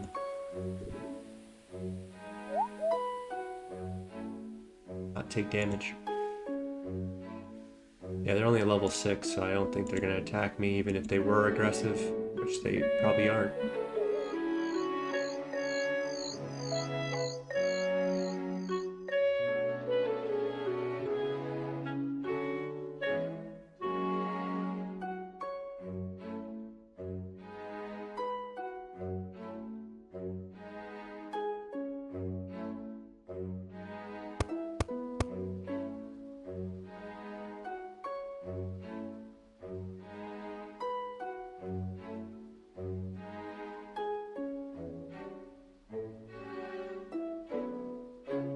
Sure, I'm a helpful person.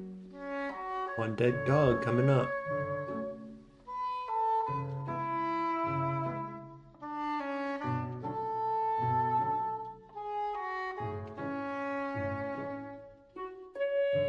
What did this say?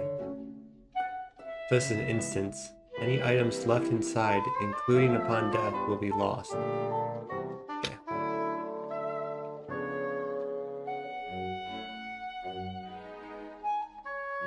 Okay, so let's put our ring on and have at him, I guess. Might be able to take him without even these ring recoils, huh? We're just gonna get our attack up. Looks like we're winning this battle.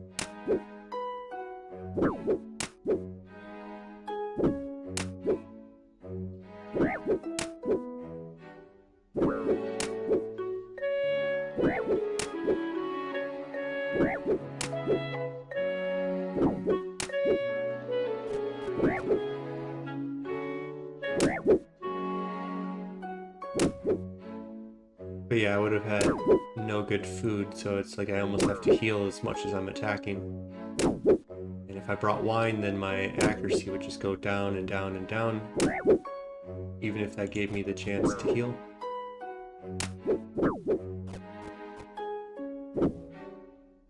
So yeah, I'm happy with my choice of how I approach this.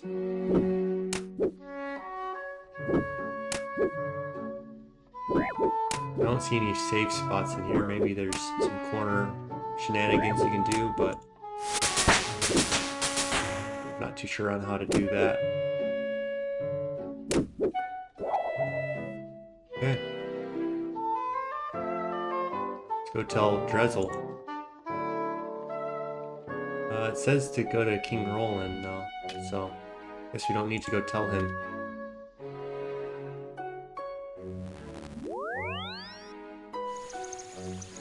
Oh, it only uses one fire rune. It uses 3.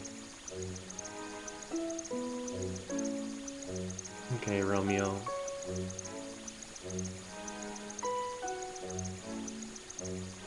Let's just start this quest and not go do it, though.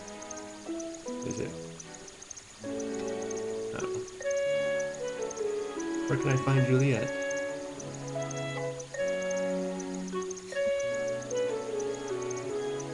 Is there anything you can blah blah blah?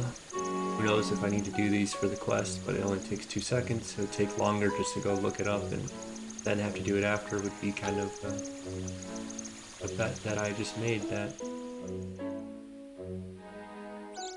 my mind is able to calculate without really thinking about it.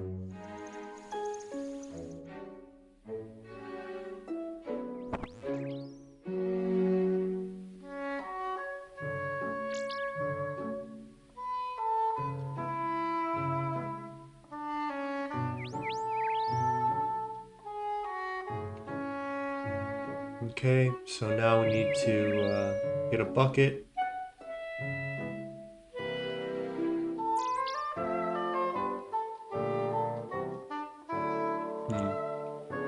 So I'm pretty sure they only have like 10 health, I think I saw.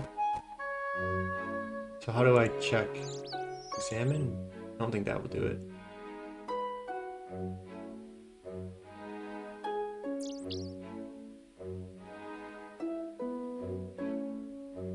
Okay, free and just a bucket and as much as we can bring.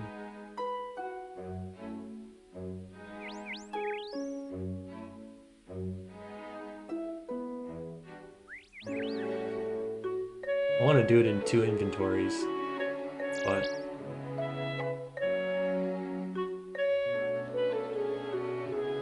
I also want to teleport. No, I don't have to teleport out.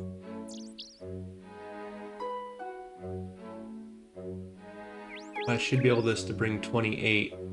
So let's see, let's bring 22. Yeah, we'll bring 22.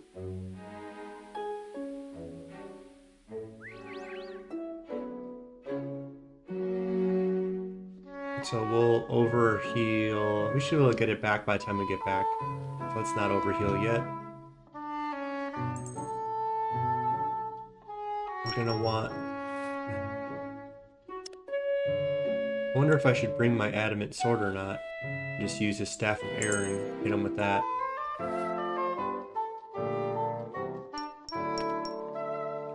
Yeah, I'll save us an inventory spot. We might grab it in a second.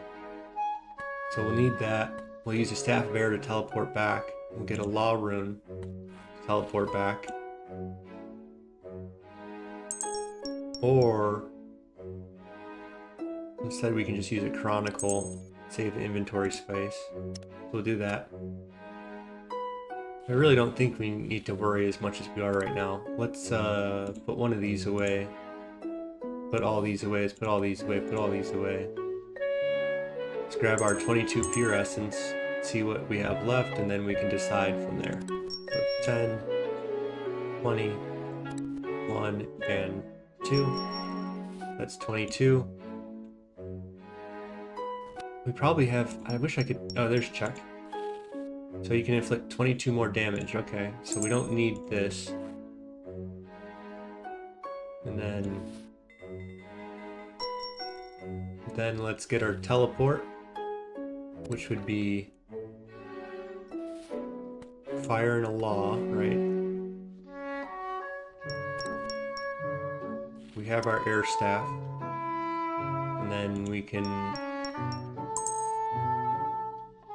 need at least 2 cakes, but 3 would be nice. So that leaves us with 1 inventory.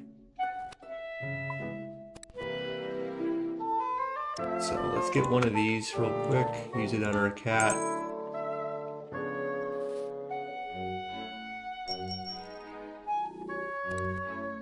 Okay. I don't think this guy's going to be that challenging for me, but let's get our adamant sword. And we should be able to win with just the cake and the adamant sword, I think. But we also have the ring of recoil that would give us even more odds at doing this.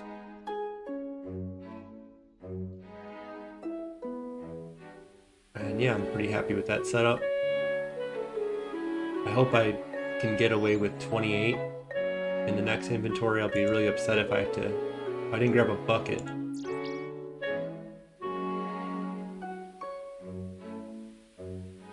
So we're definitely gonna need a bucket.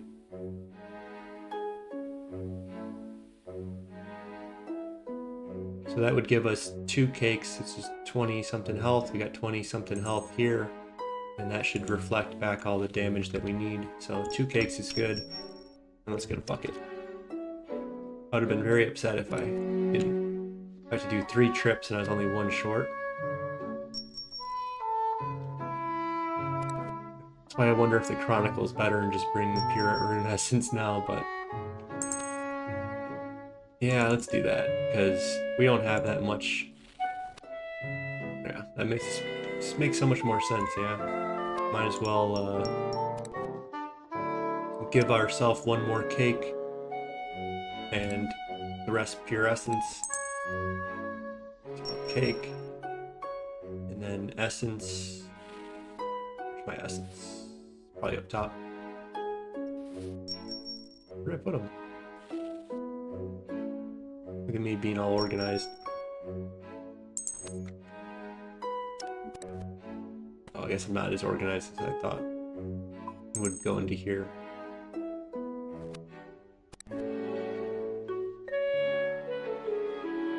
Onward.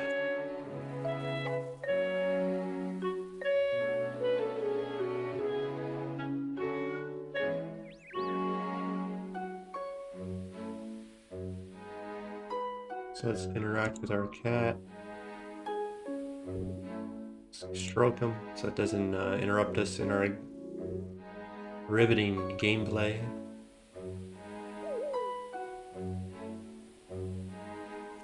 I wonder if we should have had more inventory space.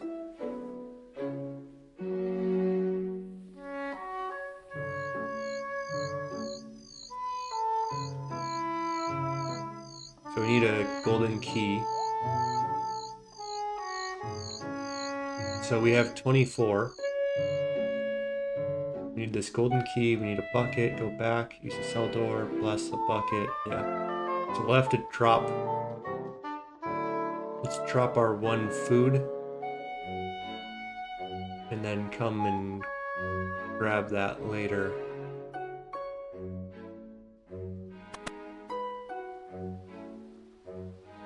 Kill a monk. Oh, okay, cool. So we might not even have to drop anything. Let's, I think we got a ring of recoil. I don't think there's anything else we have to do.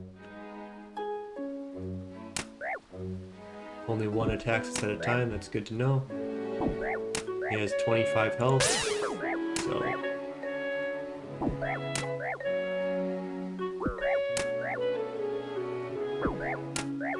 Good thing we brought our ring of recoil. It only does 22 or so damage. So we're gonna have to do at least 3 on our own, which I think we've already done.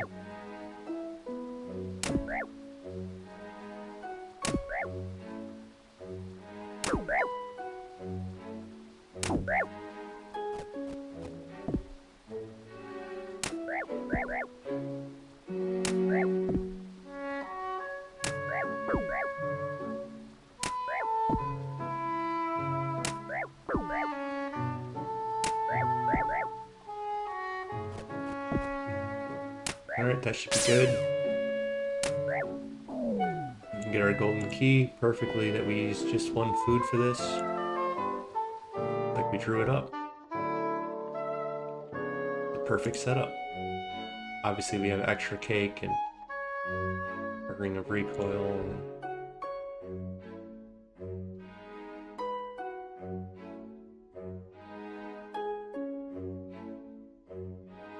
That I could have just maybe brought my teleport runes, but I think this was the safer bet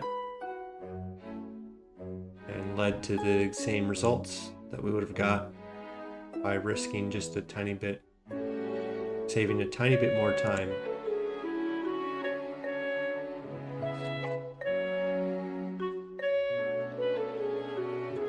Used to Runelight spoiling me and telling me the exact staircase and everything. I wasn't expecting to have to pay attention. Come on.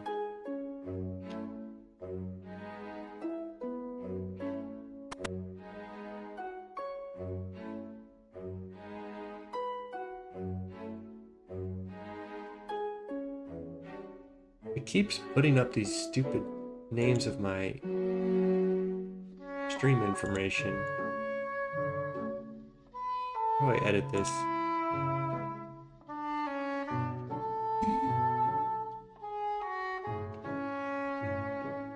Can't believe that.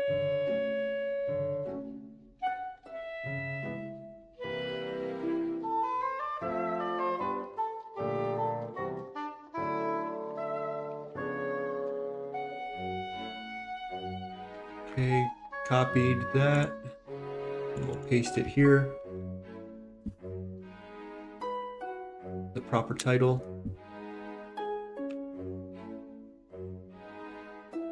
It's very annoying. I think I might just start streaming to Kick only and having more controls by directly feeding into Kick rather than going to a third party. Because it doesn't do my titles right, it doesn't do anything right that I tell it. So, I don't know. Go to the central room and study the monument to find which key. Okay, it's telling me to go this way. So, yeah, just room light on these early quests doesn't always, they didn't always update them.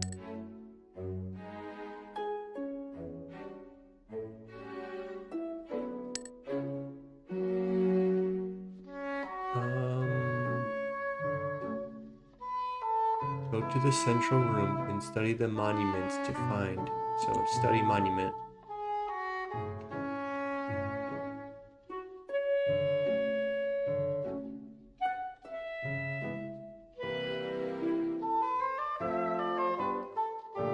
Oh, so I'm looking for one that has a key. So let's look for the key so that if I see it, I will use the ring on it and not assume that Runelight will do it. And there it is. And Runelight did not put on which one, so good thing I paid attention. And I didn't go to bed.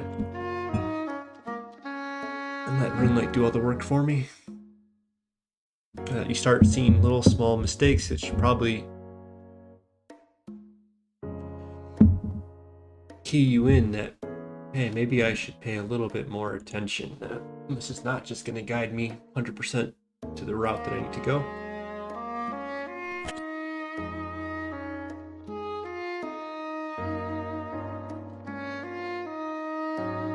Yeah, cool. I can end the quest. I wanted to confirm if you can end the quest or not in Canifis, or if you have to go back and see King Roland.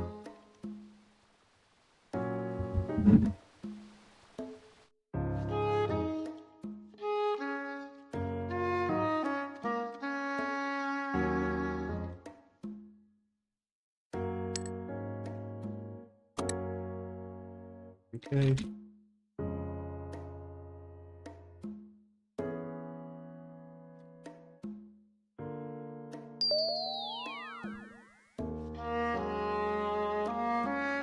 Just use it on this coffin, it says. Okay.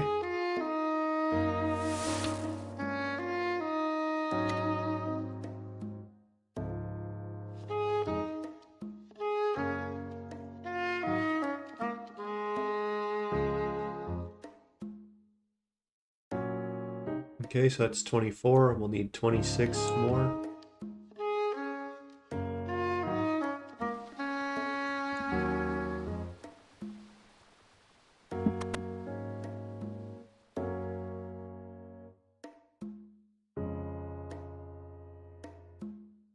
Three more strength levels till I get a max hit. Early level max hits are significantly more DPS than endgame, obviously.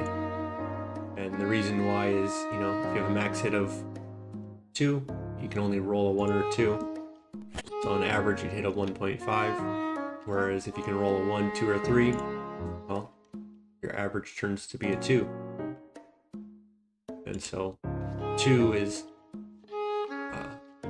4/3 more than 1.5. So I think that's a 33% increase on DPS, which is pretty big, huh? Okay. Guess I just talked to him maybe? Cool. Teleport back.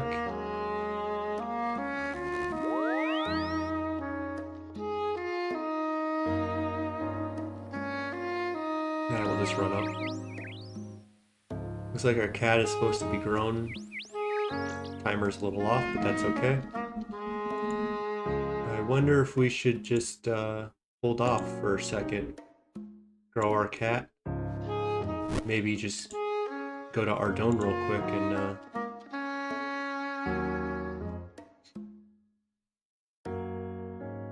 yeah, let's just teleport to Ardone.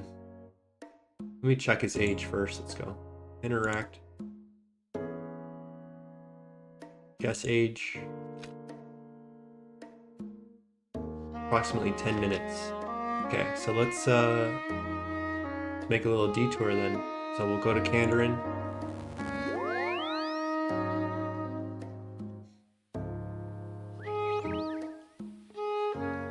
And we're gonna go and thieve at the little stall over there. Get our cat.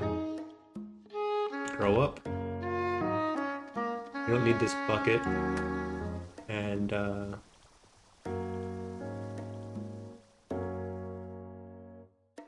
let's just not worry about it. We have significantly more hit points than we did earlier in our account. So we're not too worried about these Knights of Ardone anymore coming and hitting us. And we have 2 cakes to kind of protect us if we need. Because it'd be a bummer if we died now and this kitten that we just came out of our way to grow just came and knocked us out. It looks like we got some thieves around here. Looks like a happening world, huh? Okay.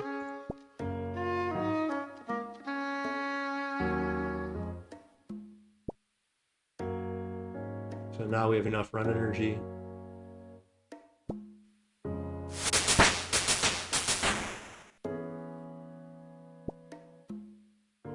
That if someone comes, we can go run into here and close the door.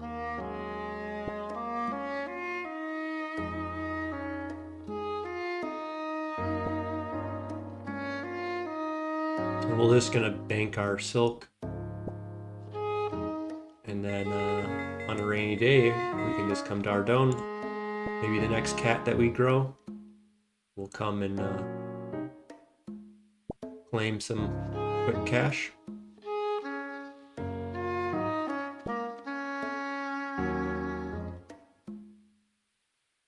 This guy's getting a little close. I thought he was gonna come and turn this corner real quick on me.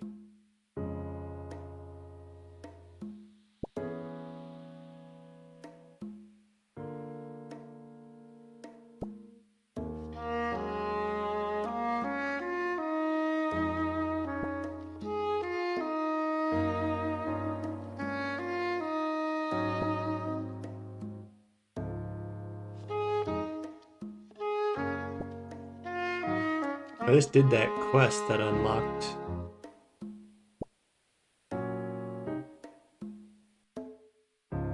the ability to use the tree at a stronghold.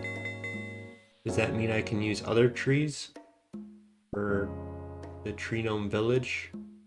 Or does the Tree Gnome Village require you to do that quest before you can use any of them? And that the Gnome Stronghold one is just a temporary thing. It's not it doesn't do anything for me yet, I mean.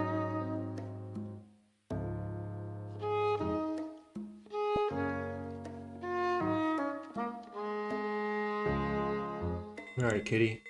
How much longer for you?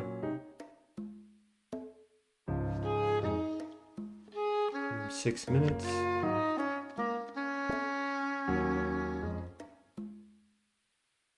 Alright, so we should probably get another inventory or 2 of silk. I think we'll get 1 more and then we'll just go right next to the citizens and hope that we don't have to wait there long.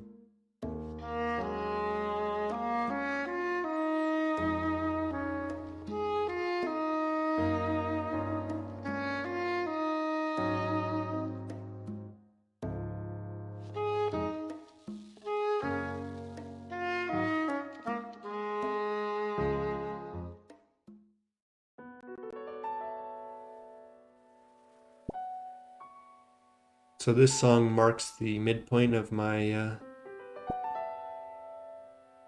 my stream. I wonder if I should just take a quick little break. Let this 4 minutes pass. Yeah, let's go do that. We'll just go run over there. We'll get up, use the restroom. Let the stream continue on its own. Yeah, that's a good plan. So, our cat is almost grown up. It has 4 minutes left. This song is my indicator that I'm just over 2 hours in. I like to stream for 4 hours. So it's a good time to get up and use the restroom before sitting down for the last chapter. So we'll go and turn our cat in. We were stalling, just getting some silk till our cat grew up before moving on with Canifis Agility course and finishing up Priest in Peril. And I think that ended up landing just perfect for me to get an excuse to go use the restroom. Let's pick him up.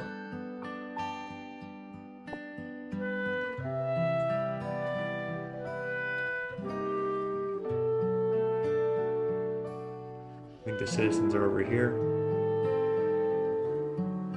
I guess they're civilians. I keep calling them citizens for some reason.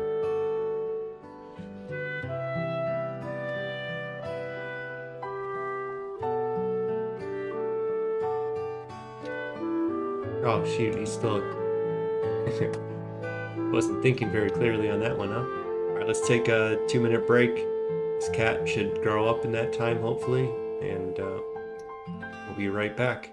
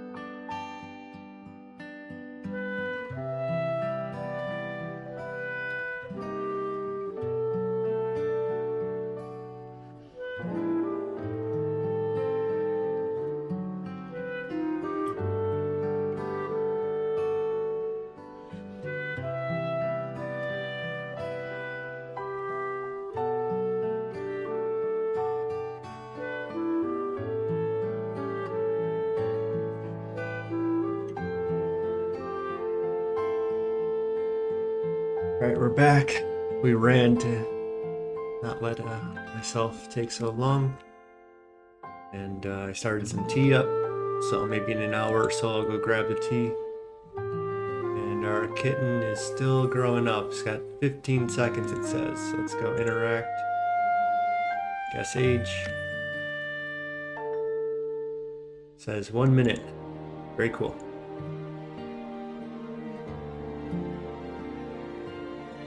Too bad you can't follow these guys like you follow other players, huh? So there's our cat.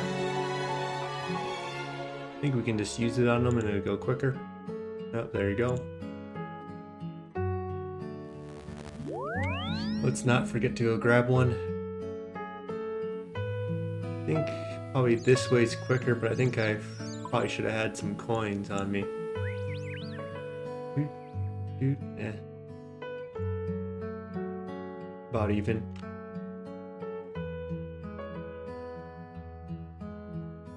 I'm curious if I should just sell death runes to shops and stuff. If I needed more money, but I like to think that these are more useful having them than selling them. So we'll avoid that as much as possible. Let's grab our money, we'll grab this, and then I think we only need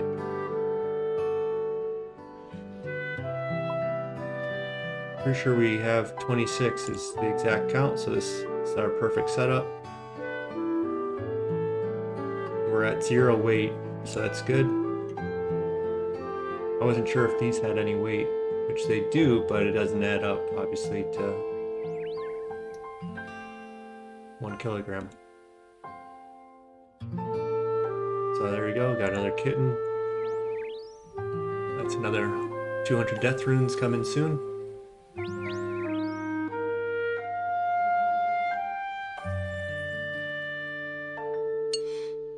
You know, it might be a while till we actually use death runes, but I like to stockpile my resources up. You know, I don't know if usually when I game plan, I think of like, oh, I'm going to use Ivan's Blast and use that at Arrows. That was my last account that I did that. So having all those death runes, that's what took my magic up until like the 60s, 70s, 80s maybe, I don't even remember. And just doing 1,000 barrel runs with Ivan's Blast. So sorry, my camera has these like gestures and stuff, and when it goes on green it makes me think that it wants to go sleep or something. And the other day it just kind of stopped working midstream and I didn't notice until later. So I don't know how long it was out for, but let's just keep it on blue. Blue means it can kind of follow me. A little spooky. But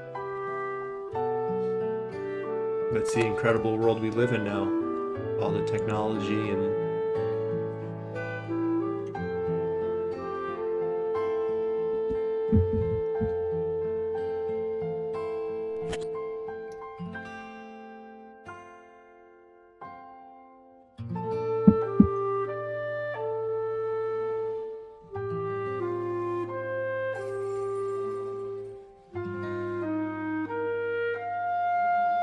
but it's kind of the necessary world that we live in. You know, I'm just thinking of like Terminator and, you know. The thing is, if you don't go that route, you know, it's a bad argument if I'm going to make it. Is if you don't fully protect yourself and develop these different technologies and such, and give them the capacity to protect you, then someone else is going to do it and they're going to use it for offensive capabilities. And you know, I think those same arguments is what probably put Japan into World War II and gave them imperial ambitions as they kept my reading of history. The same thing happened with the Muscovites. Same thing happened with Japan.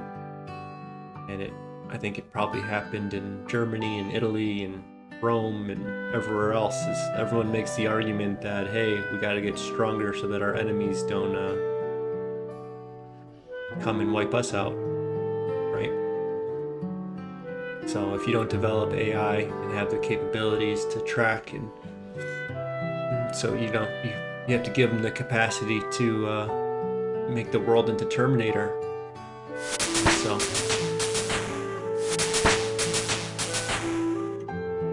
would you rather,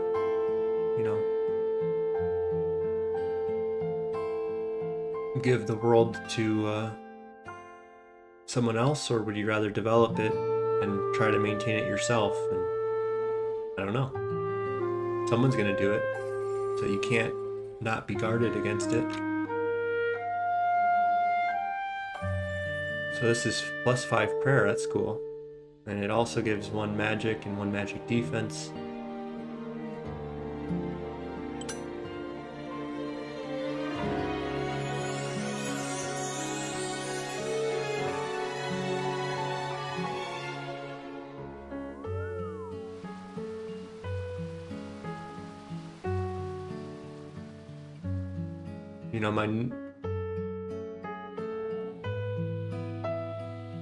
I know a lot of well-meaning people that kind of sometimes will say, oh, we should do this or do that, and not do this and do that, and well, they don't always, think past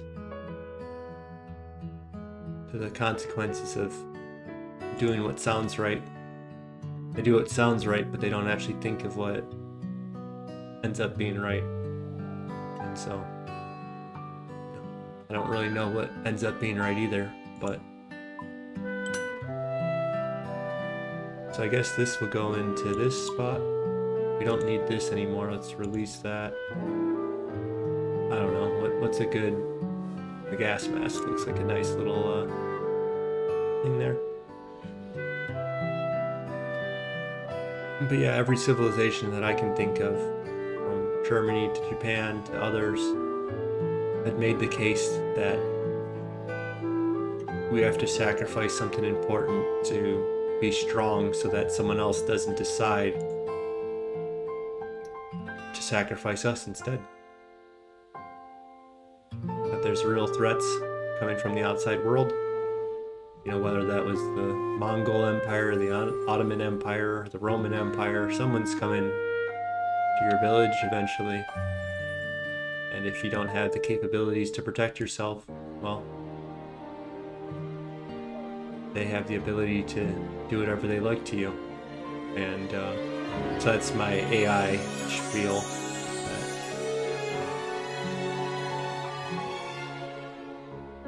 It's nice to live idealistic, but I don't know.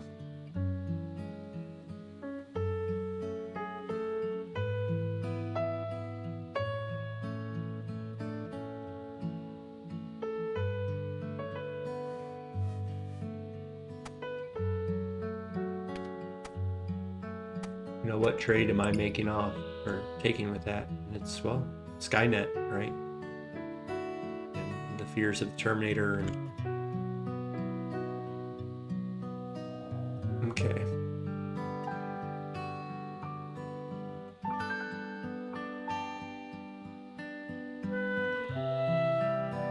And so yeah, the world is always going to be a dangerous place, and there's no utopia. So that's how I see it. I don't see any way past that. That perfect world is not one that is capable of coming out. And if it did, it would be so rigid that it'd be the AI in charge, basically, instead of... Yeah, the perfect world would require AI. And so then you'd have to develop the AI to make that perfect world, right? It's hard to explain. It's not a perfect world. I'm trying to say that perfect's not perfect, but I'm struggling a little at the moment.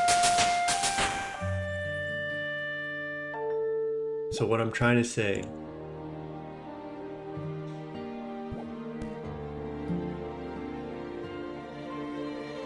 is that the world is imperfect and requires you to protect yourself and to sustain yourself and to get to the point where everyone is safe and secure.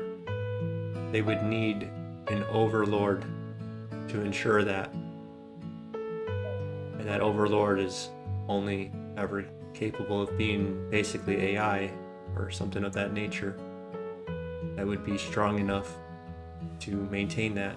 And so then now we've just brought on Skynet, which was the whole point that we're trying to avoid, right? So it's this,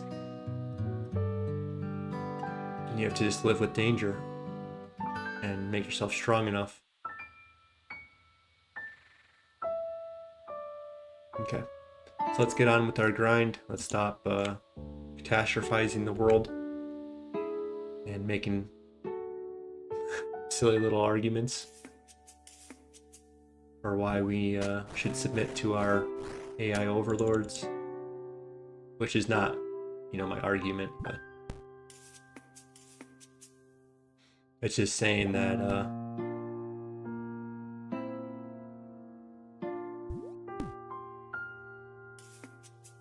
if you don't develop AI, you're not going to be able to compete with those that do, economically and socially, culturally, and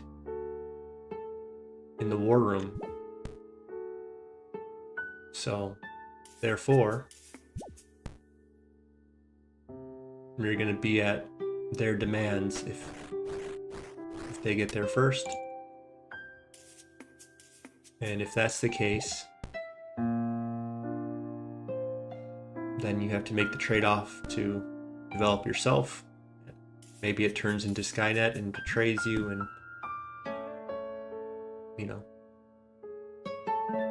if that's the case, then well, you didn't really have another option anyways. And then I made the case earlier that I think that's the same argument that everyone has made throughout all of civilization to get us to this point. And the Germans, they developed the school system, basically the blueprints to a school system, and they weren't doing it for factory workers, but American factory owners and such. They saw that it would make a disciplined group of people who wouldn't question authority, right? And so what was that original school system for? It was for defense. It was, hey, we have these people that are going to charge us, and if we can hold the line and we have everyone fall into this system that you don't trust your instinct that it's time to run, you hold the line,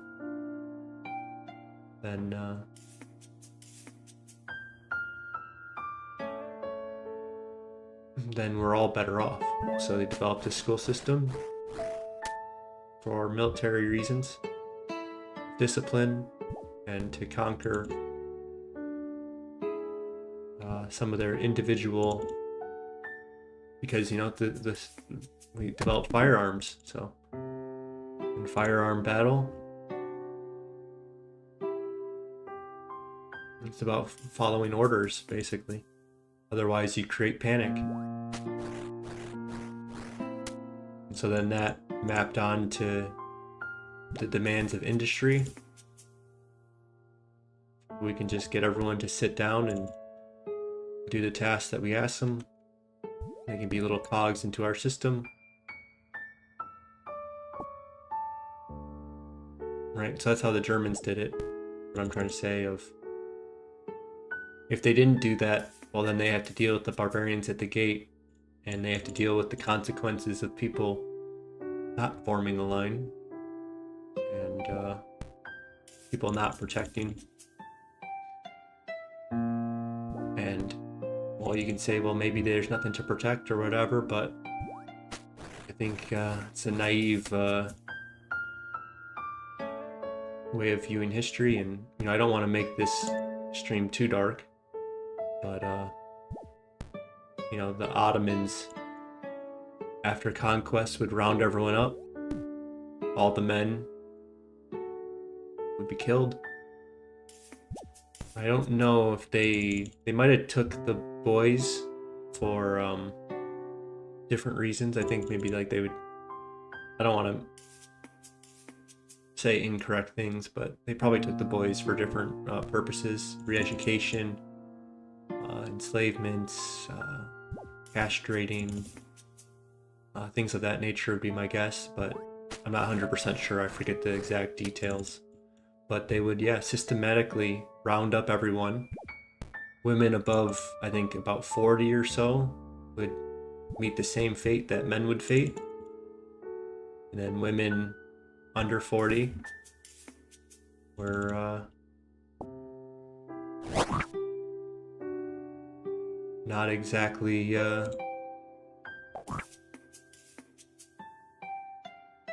given. Okay, let's talk to the princess or whatever. About if we kiss. Oh, she's a prince. All right.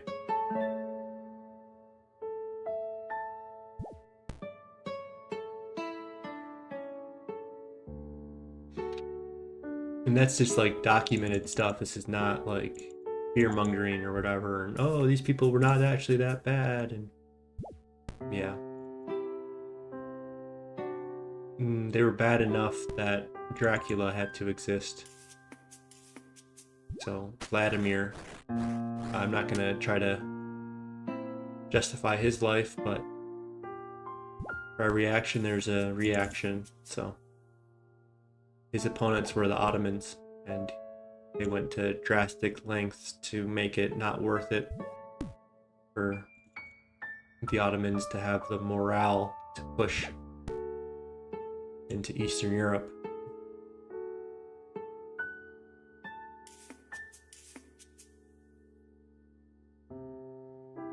And that's just the Ottomans, and that's relatively recent, World War I.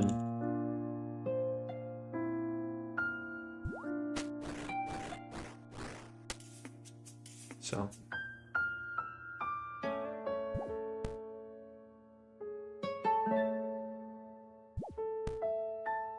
that wasn't that long ago.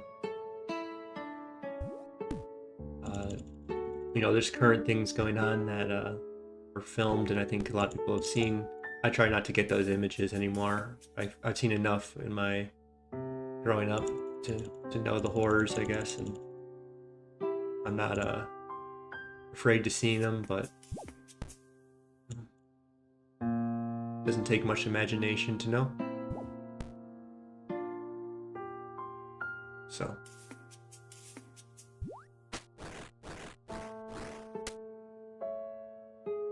and I'm not gonna try to pick battles in contemporary. I don't know if contemporary always means current or not. Maybe contemporary is because I guess as time goes on, you learn what words mean. And the modern era was a different time period than right now. And so I don't know if contemporary is also a different time period. Or we're postmodern, right? And then we're postmodern.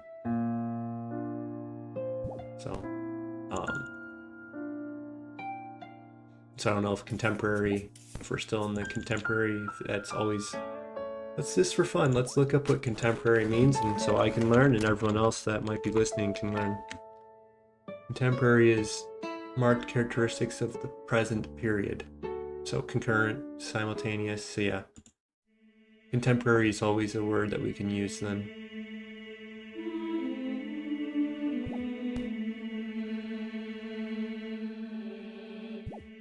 Contemporary is like a comparison.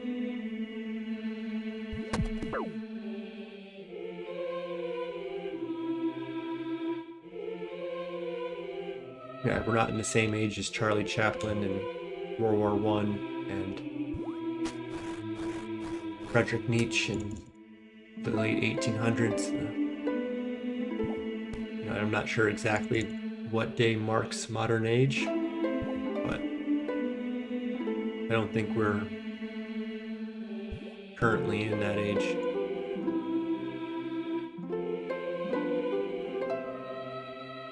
I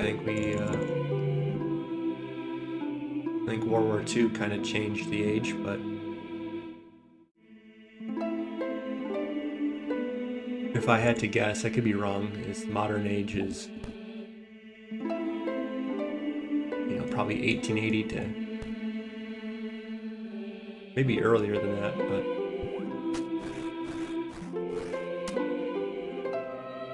basically after the Spanish Empire went down on their decline, I think that ushered in the new age that the Brits, they were the modern nation. They were the ones that industrialized first. They're the ones that changed their economic structure first. And I think everyone kind of followed suit. And we went from, mercantile to more business. And just a different world, right? So I think that was with England becoming the dominant and Spain becoming less.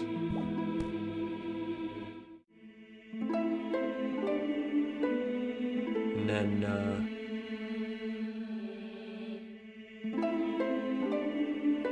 I think World War II is probably about when the era shifted again. I think it's pretty obvious that Germany and Japan built up the capabilities to challenge the world order at the time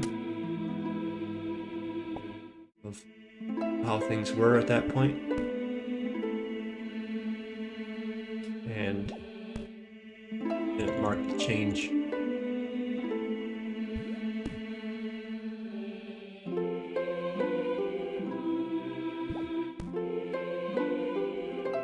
So yep, we're currently going to 50 agility.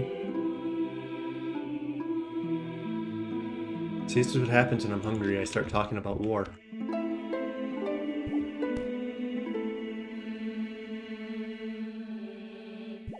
And this, I think it's a good song to lament on that.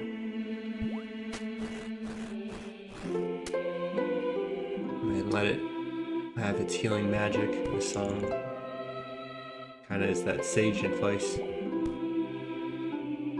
So yeah, I think we're kind of entering the next era. We just went through the social media era, and now it's social media plus AI.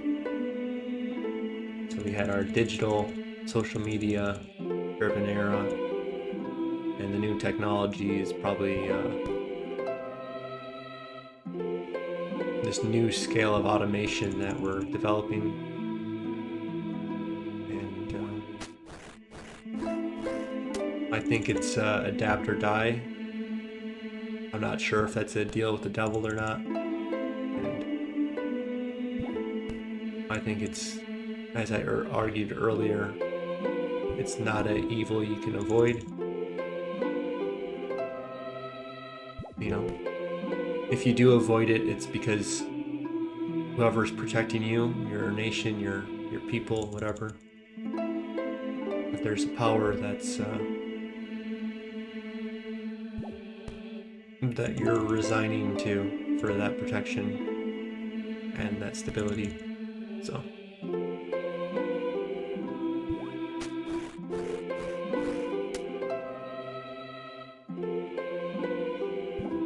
and I'm gonna keep circling because that's the way I think, and I feel like that's what everyone always justifies their wrongdoings. don't know Japanese history long or strong enough to really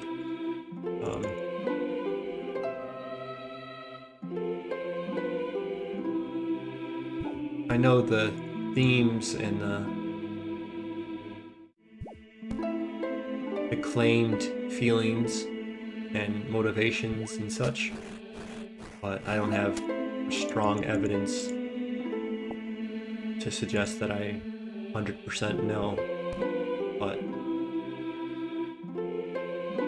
Japan's story, I think, is the same as the Muscovites, and I don't know their history that well either to also make the same claim, but it's, I think, the foundation of all empires is the same, of we're surrounded by enemies, so we have to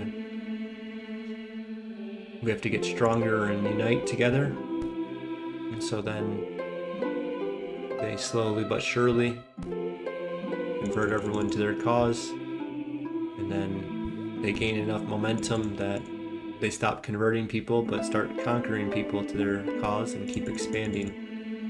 And they keep justifying it by, hey, this person, if we don't deal with this problem when we're weak, they're going to come and take us out. So there's this constant threat of insecurity that they then try to secure, and then they keep expanding and expanding and expanding until they meet someone that says, hey, you're the threat that's making us feel insecure, and look at your record of taking out all these people, so why don't we absorb you instead of you waiting on us to be weak and you fracturing a part of us off. So, and that, I think, is related to the AI stuff that I was talking about, that you'll never feel secure, and your security is not always is never going to be guaranteed, but you take the steps to protect it, while that sometimes means making the deal with the devil sometimes, of, you know, the enemy's going to have AI, they're going to advance past us, and then we're going to be subject to what they require of us. And it'd be naive to think that eventually they won't force things on us that we don't wish to be forced from their overwhelming strength. So therefore, we should develop AI. And when it turns into Skynet,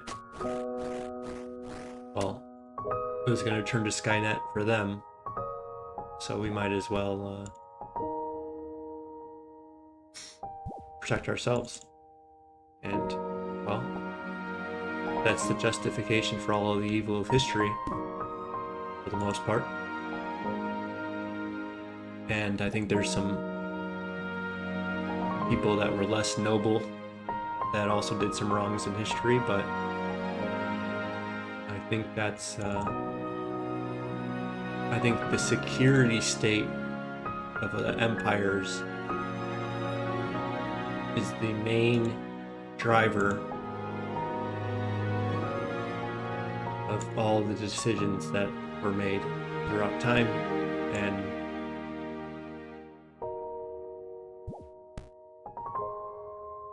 the fear of being without power, basically. And I don't think letting go of that fear is wise, but I don't think it's good to let that rule you either, and that to be your main concern in life. And so it's a balance of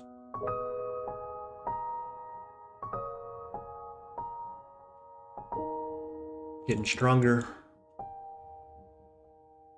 but your life is more than your security. You should maybe enjoy it a little bit,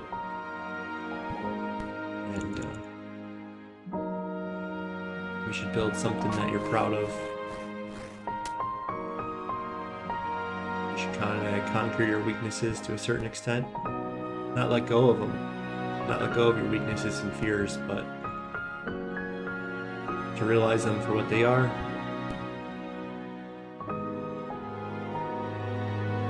And mitigate them consciously. And so yeah, that's what I'm attempting to do here. I don't know if I will fully accomplish that or not, but my channel is Courageous Comfort for that reason. And my current account, let me hide my face, is FailNOutloud.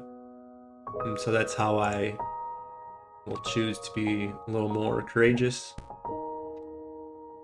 is to take on those challenges.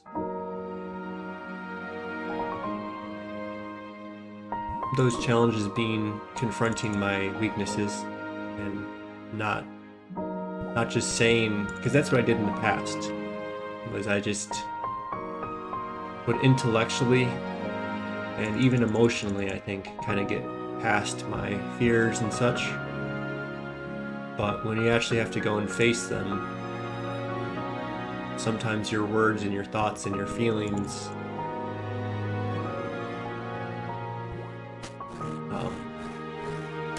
aren't what your soul demands at the time when a challenge comes. And so yeah, I've grown significantly since I was a kid, and I've developed and grown, but there were certain things that I couldn't intellectually logic my way past. That sometimes it took experience. Sometimes it took a little bit more action that, to be able to perform in front of other people.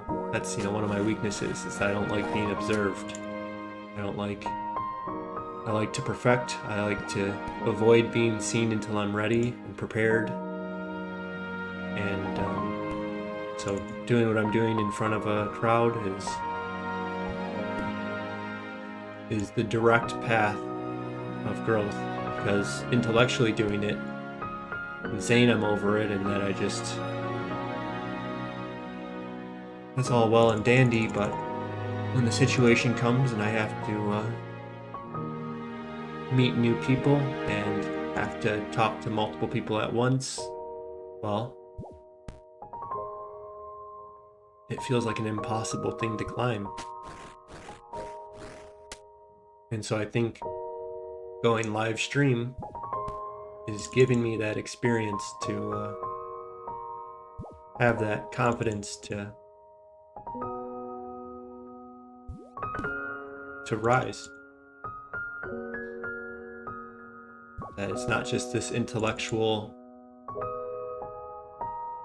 moment of saying, okay, I was often being A, I'm going to be B now.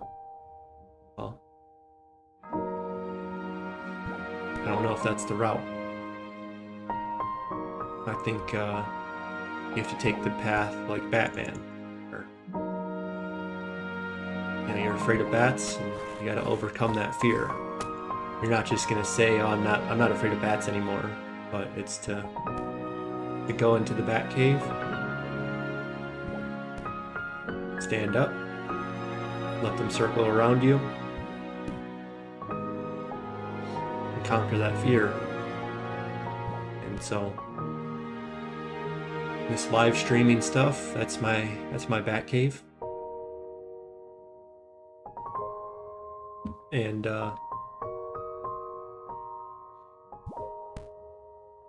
that's what I'm hoping to, my main reason to doing this live stream is my personal growth. And I started getting other ambitions with it, and we'll see if I can make those happen or not. But it's the thoughts of growing something a little bit more, that we just kind of take the world for granted, and it's like the world just exists, and then we take it in, right? So movies just get made and then they come your way. Content just gets made and then just comes your way. But you can do things to the world, right? And then that will be the new stuff. And so if we complain about the culture not being right, and we complain about people not making the right decisions, but we're just kind of taking ourselves out of that equation of like, we're not really part of the culture. We're not really making the movies. We're not really, deciding what goes into the schools and, So that's my other ambition is, courageous comfort is to put yourself out into the world. So I'm doing that by live streaming. I'm coming into a place that encourages community, right? That you build your little live stream communities. And so I think if I could develop a community that's showing that I'm kind of making steps towards putting myself out there, and I'm making content right now, right? This content is going out to people, and I think it's better than a lot of the garbage that I consumed growing up. And I'm not making a school or anything, but maybe I can take the role on as a teacher sometimes, do my small part, not like I'm a teacher, but like it's like an identity thing, right? A teacher is like an identity. Like, do you want to be a teacher or do you want to be someone who teaches? Well, I kind of want to be someone that teaches people things. And I want to be taught things from people that want to teach things too, right? So that's what this channel is about.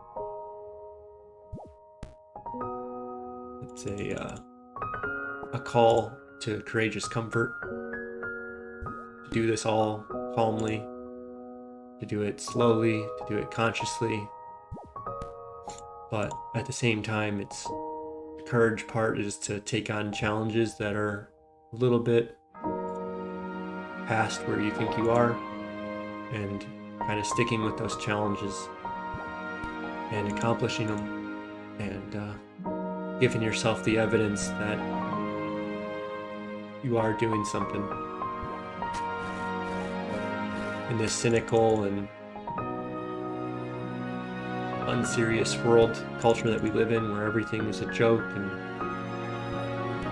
we all watch movies that poke fun at the stories that we grew up with, right? Even I haven't played Zelda in a while, but I kind of remember they would poke stories too, but it still very much took everything seriously and earnestly, I think. And we had to kind of make our heroes more realistic. The Batman, Dark Knight, that whole thing was supposed to be kind of a more realistic rather than theatrical approach. And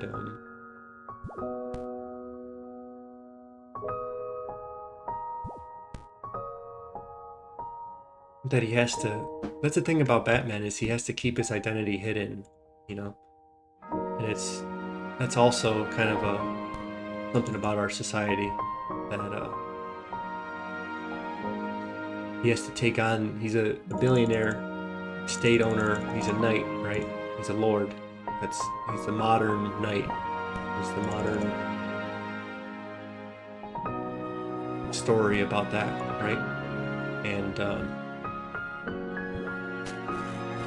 our society cannot accept him as a billionaire.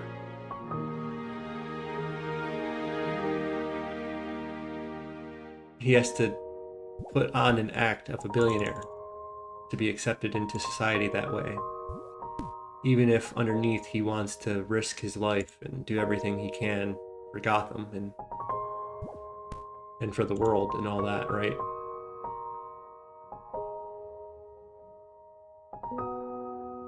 but society wouldn't really accept him as anything but a playboy, flamboyant, or I don't know if flamboyant's the right word, but maybe it is.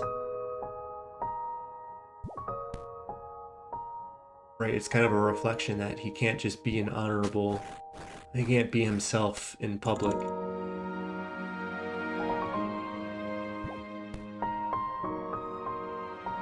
And by that I mean he can't demonstrate his values, so he goes into the shadow to do it. Because everyone thinks everything's corrupt and that everything's not worth doing, and so that's just the signs of society not being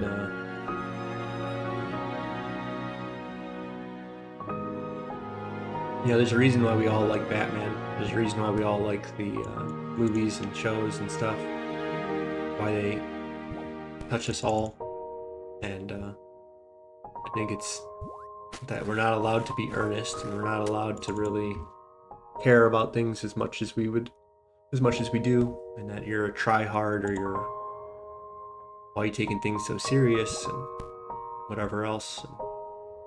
And so those are the little Batman stories that we have, that you have to like pretend not to care. And I don't think everything is serious and that you need to take your life all that serious all the time, but I don't think our society should demand that of us. I think our society should encourage some ambition and some more virtue, and I feel like it doesn't. But we all crave it. That's why we like Batman. That's why we like Star Wars. That's why we like Lord of the Rings. But to actually achieve it, well, I'm not too sure. Seems like it might not be always in the cards for us to have our ideal world. And so when you live in that ideal world, if the world's not ideal, you live in the shadows. And I think that's how I lived a lot of my life, was literally in the basement with my laptop and watching videos and RuneScape and everything else, and not really caring to come into the visible light of the world, hold on to what I valued, seeing that I would have to be fake, and either I shifted. I think the world is starting to shift and wake up to this, and I think we're us, Gen Z and millennial men are now coming into ourselves more fully, and we saw all of the problems growing up that people didn't have the foresight of, and so now we know the consequences of the past, of the troubles that we ran into and how we had to deal with them. And I think we're slowly coming to see the values of yesteryear. I don't know why I said yesteryear, it kind of felt fun to say, but seeing the values in these stories and enacting them, and fighting the culture that asks us not to care, or if they do, they ask us to only care for its values, and we don't necessarily agree with their values. We believe in right and wrong. There's a lot of gray area, no one's denying that, but there's certain things that we can say, and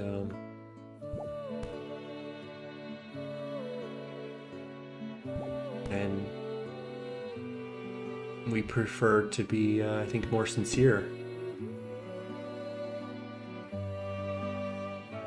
And we put on acts of not, I feel. Maybe that's just me, and maybe everyone else doesn't feel the same way, who knows, but I wouldn't say I put on acts, but it's more of I retreated to the basement is how I would say it, but I feel like to be in society, you have to put on these different acts, and I'm not saying that that's not a requirement. I think, when you go out into society, you have to put a little bit of,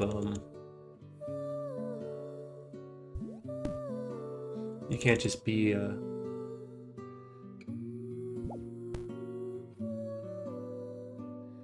there's really no, like, when people say, like, an authentic self, I don't really know if that exists.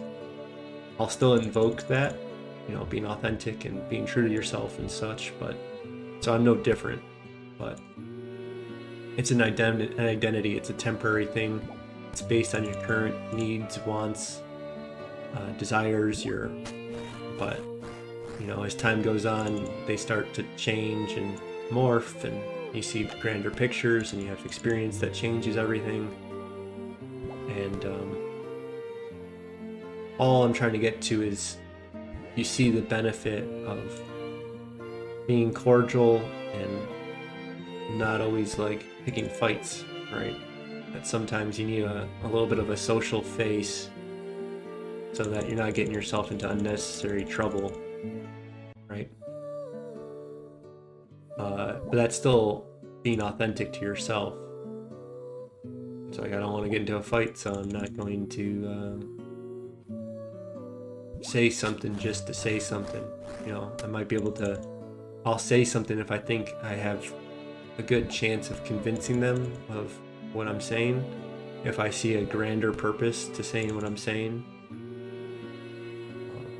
I typically do just speak my mind, but if I think the person is, if I just speak my mind and it's going to have a negative consequence for them, they're just going to retreat more into themselves. It's going to bring more of their bad, destructive behavior out. It's going to cause me more grief. It's good to just let that go. Not every battle is your battle. Not every person that needs help is yours to help.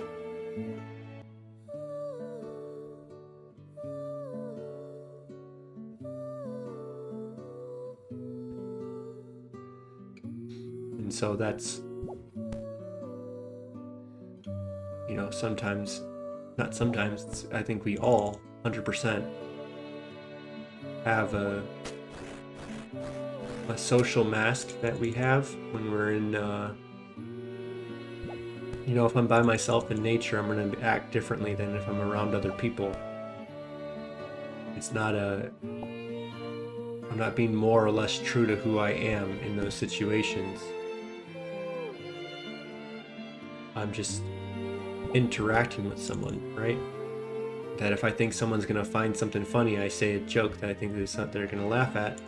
But if I'm around my grandma or something and I think she has a different personality and might be offended by what I say, well, why would I make the same joke, right? So that's a social mask, right? Is that every person that you're with, if I'm with a bear, I'm going to act differently than when I'm with a pet. That doesn't make me more or less authentic. That's just responding to the stimuli that's out there. And staying true to yourself, well, staying true to yourself changes in every situation. When you're hungry, you have different demands than when you're not. And so, it's a line that we all have to balance and wrestle with, and I think it's good to try to stay authentic, but it's not really a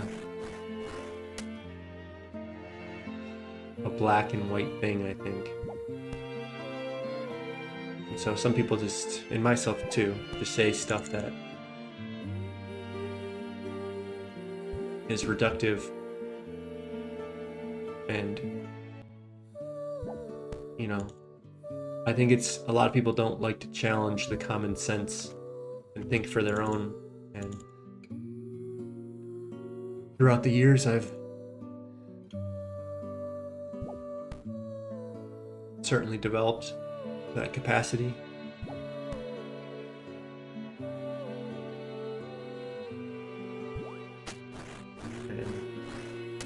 And that's the route I've picked.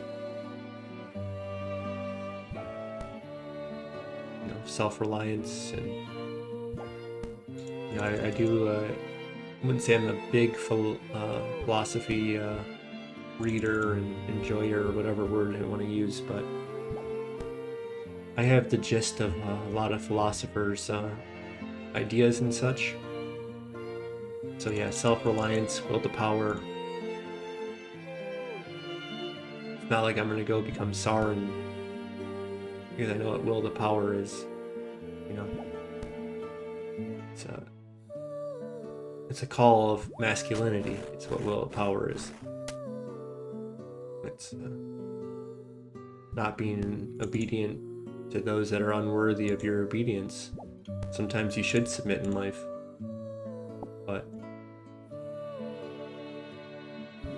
that shouldn't be your default.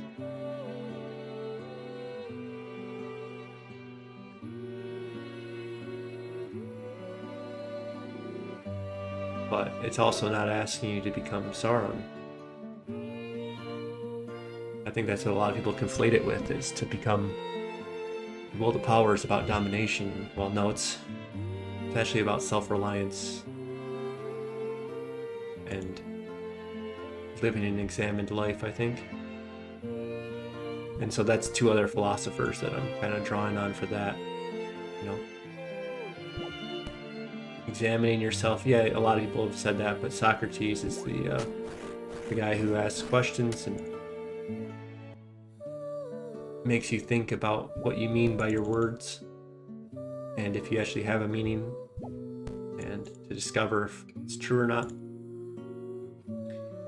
And I want to say Nietzsche was probably the opposite of that philosophy to a certain extent, but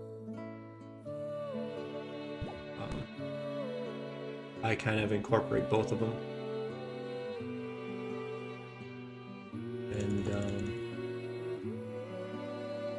I think it's Emerson that's the self-reliant guy.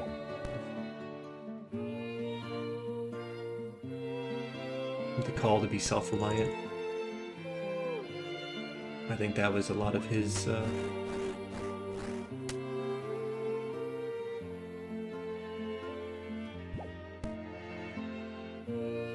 stuff, but all of this is just to say that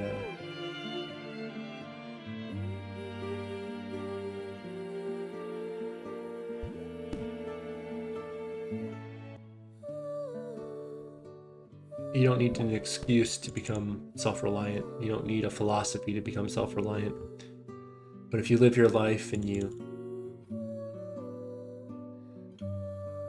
allow your senses to kind of come in, you allow your intelligence to work, and you don't rely upon others' words, you don't rely upon what others say things are, and you start observing with your eyes and listening with your ears and thinking with your head,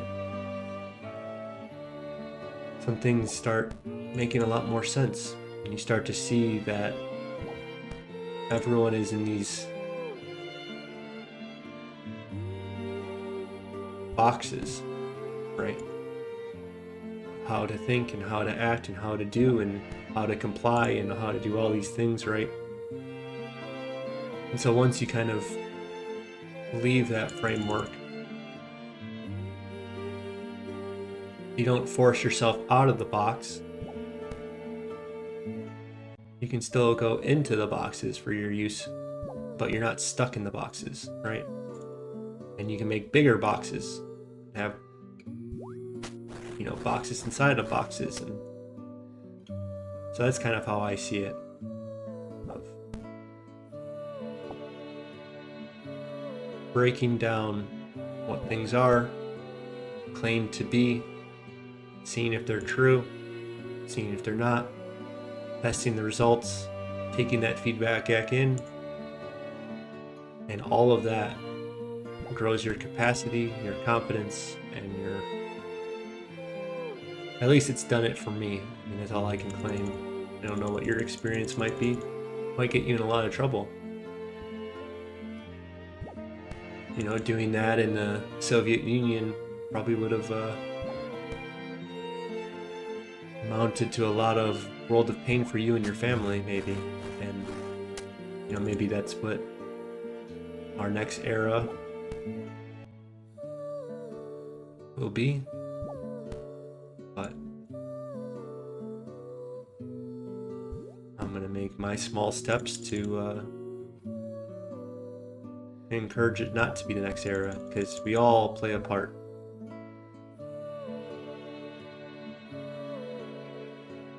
And it's easier to pretend to be good and mask, but that's just masking weakness. So instead I choose to fail out loud, name of my account, and I choose to live with courageous comfort, the name of my YouTube channel and Kick channel, and I guess my new personal branding, my new identity I'm taking on, my new social mask I'm taking on. And you don't just get to put identities on yourself. You can do it for like how you describe yourself to yourself, right? But it has to ring true, or it's not going to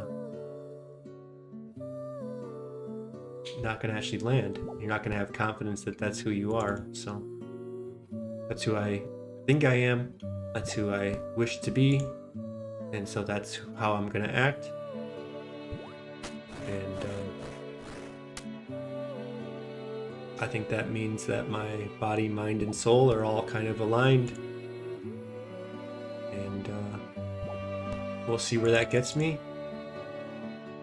And we'll hope for the best. And we'll do what we can to live to the standard we hope to achieve.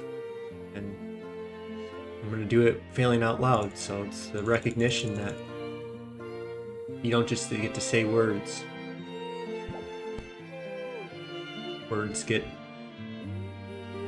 Words and appearance and identity and all that. I can claim to be a good person, I can claim to be courageous, I can claim to be comfortable, but put the camera on me, live it day in and day out, see the results that I get, and see what happens. So we do that with our little agility grind, we do that with our quests, we do that with everything in this game. And it might seem like I don't know what the right word is. Grandiose is what came to mind, of like this, like I'm selling it for more than it is, but my strongest beliefs are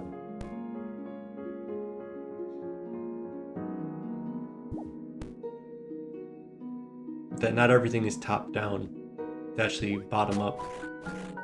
That this mass of people makes demands on those above, and they have to kind of fall in line sometimes. It's both. So I'm just trying to say is that the world sees it as top down, but I see it as everyone thinks that this just exists and they're not a part of it. But the movies we pick will then create bad movies in the future, right? If you just everyone only goes and watches remakes and live action and sequels and such, and then complains, well, you have to actually go and support new stuff and find the directors that are making the movies that you like. And if you just listen to pop music and don't listen to further, well, you're not really helping support the next great songs, right? So I don't really know how to have the capability to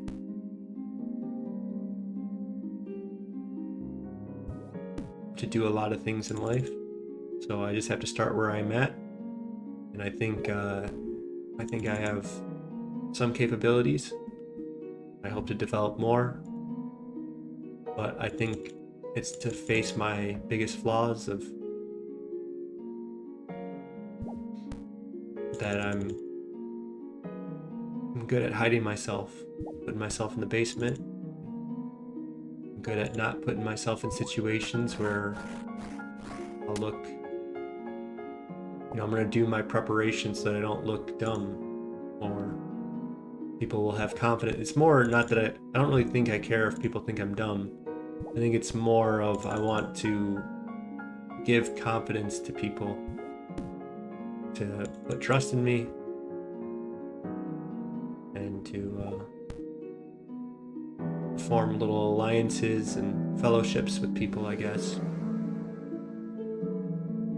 Otherwise, like, why am I interacting with them? Like, if that's not the goal that we're all kind of doing, as you just become friends and you just become acquaintances and you just become all these things, and well, I hope to be a dependable person. I hope to learn how to depend on others, because that's a weakness of mine, is how to ask anything from anyone. I kind of don't demand anything from anyone, and that's a weakness of mine that I'll have to do a little mini project on, maybe, and not just put words, and but actually figure out how to do that. I can ask people for stuff, but each time it feels like this emotional, it's like this, I just feel like every time that I do, it just feels weird, and I feel like that weirdness is picked up on, and I just want to be capable of taking what other people want to do for me. It's not even that I need to ask for things, but there's people that are in my life that would like to do things for me that I don't know how to receive sometimes. And so that's one of my weaknesses. That's something I'm going to fail out loud with, on how to accept and give charity. So I often give charity without asking for anything in return, and that is done. I've made friends, and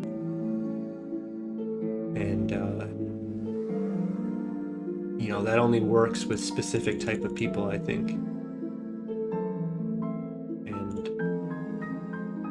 And so I can interact with people like me, but can I expand that to interact with people a little different?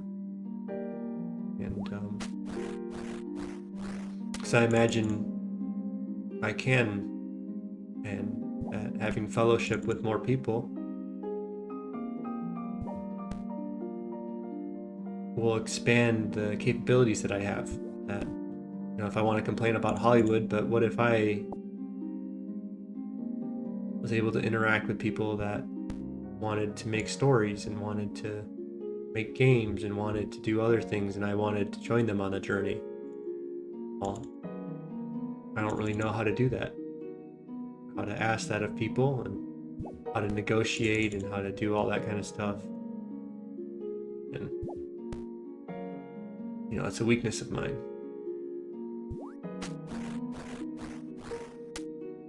Okay, so we're coming up near the end. We have about 25 minutes left of stream. Then we're gonna call it a day. I'm gonna start working on some other things. I'm gonna ignore editing videos for a little bit and really focus in on my social media accounts and my setup a little bit, how to get the chat to kind of come up correctly and consistently. So maybe I'll just do a test stream and interact and figure out how to do that.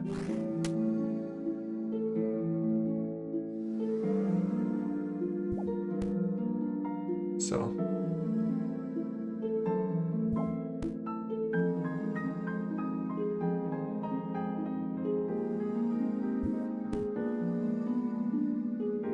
So I keep looking at the time because I've been drinking a lot of coffee. I have to use the restroom, and I don't think we're gonna make it to the end of this song. So maybe we should take a 10-second break.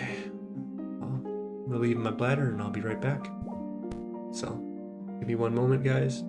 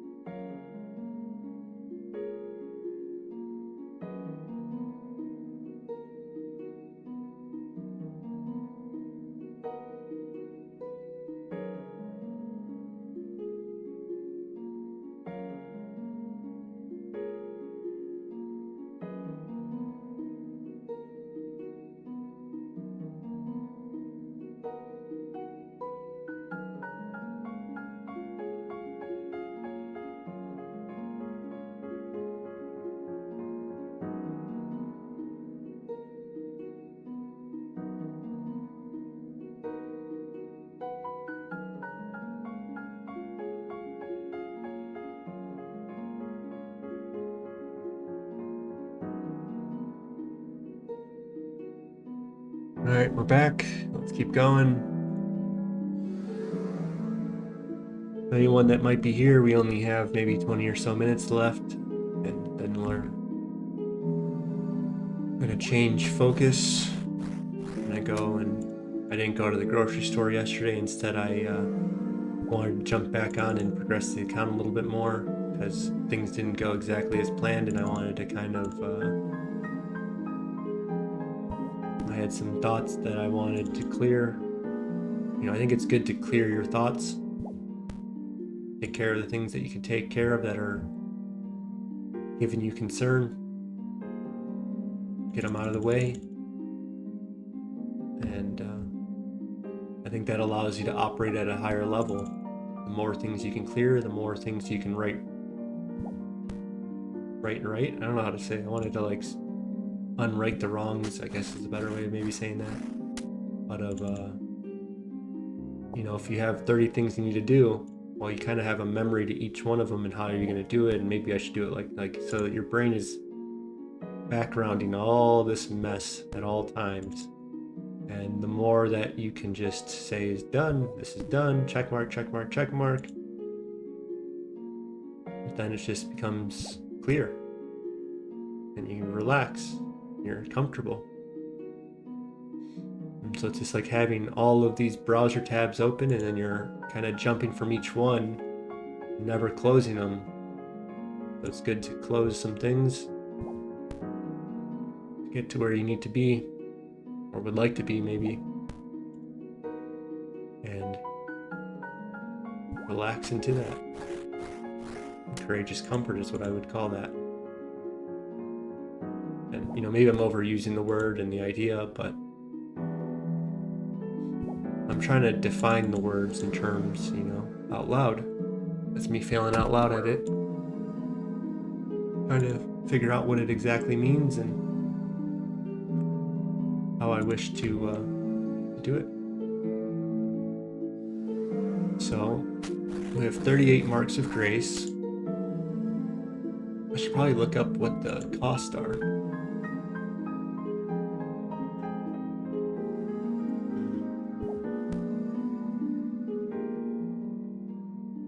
What is it called? Graceful outfit?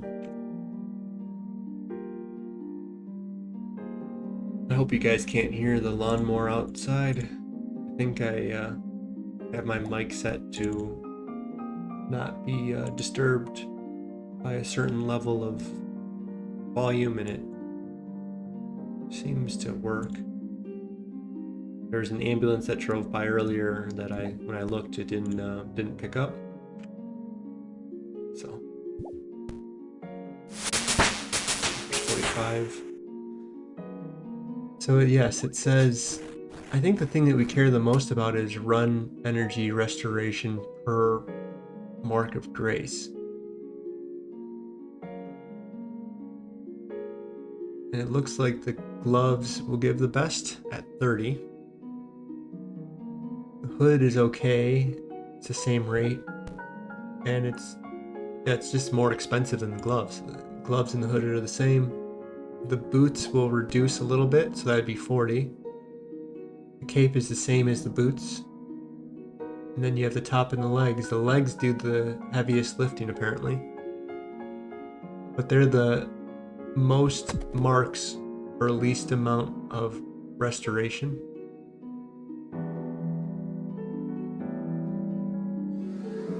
So it looks like the gloves are the best ones in terms of both reduction and restoration per grace point because they're the cheapest.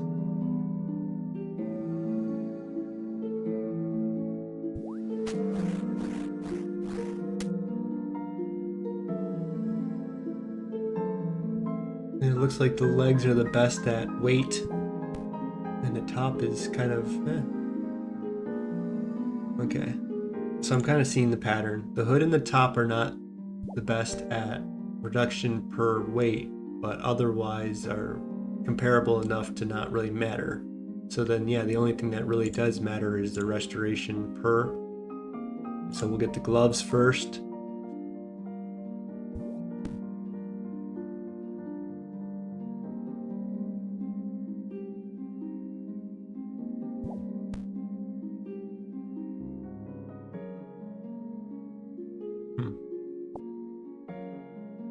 I'm trying to do some math.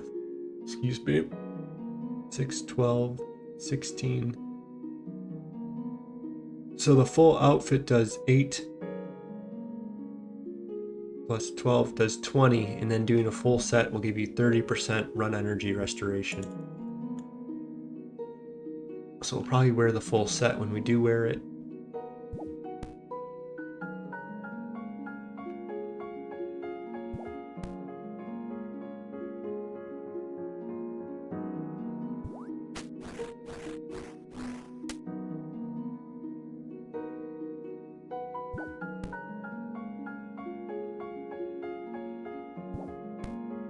And so yeah, when we go and get our cat upgrade, we'll just get the most expensive one we can get, basically. I think that's how it works.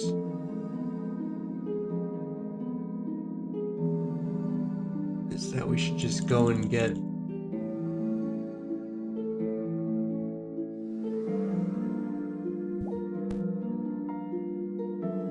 the most expensive one we can afford at any one given time. But if we can afford to get the gloves and something else, then we should do that.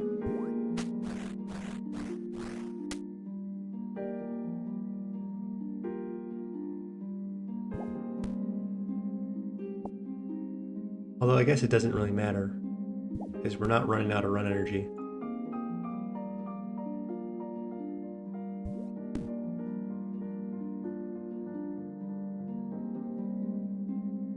I guess we can do by fit as well. I think the gloves make the most sense. Gloves. I think the hood would look weird by itself. So we can go gloves and cape. But you know, we have our own cloak, so it's kind of convenient to wear sometimes. So there's going to be cases where I want to wear the cloak and graceful. So let's go gloves first, and then cape and boots last, and anything in between doesn't really matter.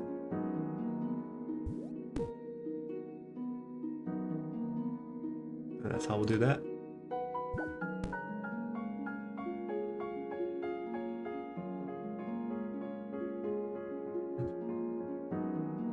We could go stop off and get the boots. I think that's what we're gonna do. So we're gonna get the boots. Yeah, because the boots will give one more weight reduction at the same cost. Or I can't speak sometimes. The glove and the hoods are the same. So you might as well get the gloves, they're the cheapest. And then the option is, you know, the boots, top and legs, and cape. And we don't want to get the cape because I want to wear my Ardone cape at different times. So fashionscape wise, do I care about my boots? My rainbow boots? Are we ready to move past that?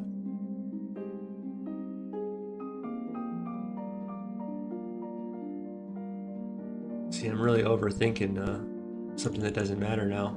And that's kind of the fun I like to have sometimes. Optimizing things that don't need to be optimized.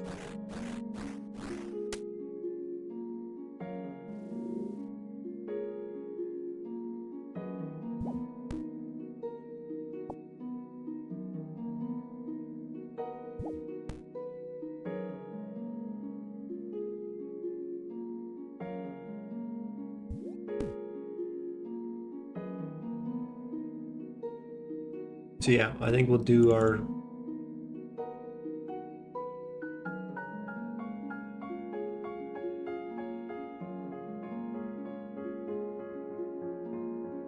well, let's just see what we get to, and then we'll make a decision when we actually go and stop, because it looks like we don't have to stop for a while. We have at least 2 hours of gameplay. I think we're going to get almost 40 more in that time. So let's just say that we were to get 70. You'd be able to afford the gloves and the boots. So I think that's kind of the goal, is to get to 70, get the gloves and the boots, and then stick with that until we can afford the top and the legs. And then once we're done affording the tops and the legs, we're not going to go back until we can get the hood and the cape. So I've made up my mind. That's what we're going to do. I think each one of those kind of go good together. The gloves and the boots match, kind of, you know, putting on your white gloves and boots. And then we'll get the top and the legs at the same time. So that's a nice little matching set. One without the other would be kind of weird. And we like our dome cape, so we're going to keep wearing that. So that's why we're going to wait for the cape to be one of the last things we get. So I think with the hood and the cape, we're ready to put on a new cloak. And be a graceful traveler. And we'll just keep an Ardougne cloak in our inventory like we are doing here. And in combat situations, obviously we're not going to wear graceful, we'll put the cloak back on, but I think that's shaping up to be good. And I kind of really like about this game is the happy accidents. That the Ardougne cloak is gives stab bonus. So let's remove that. So yeah, we'll give 2 stab, right? And our best weapon right now is an adamant sword, which will serve us right. Let's see what a rune sword. I think you can get one at the Champions Guild or something like that.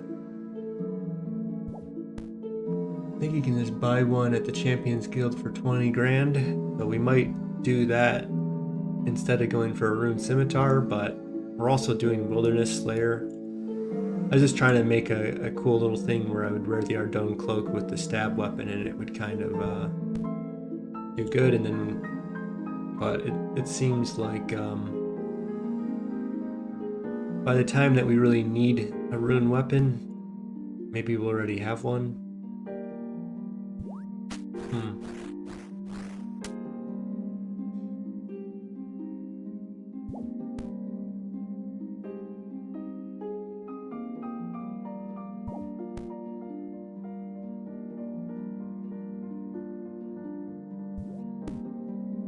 So now I'm just looking up some rune. You can get the Deranged Archaeologist drops a rune sword, but I think that's the one in the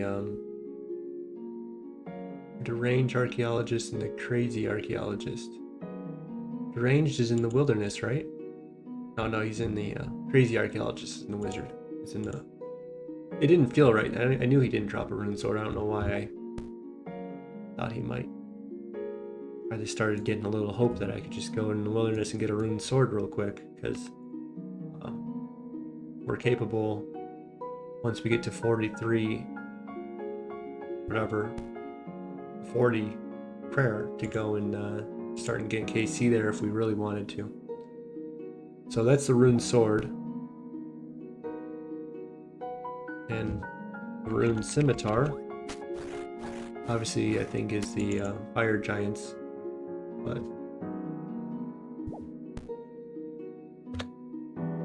the rune scimitar, let's just look it up for fun, see if there's other sources that we didn't really think of.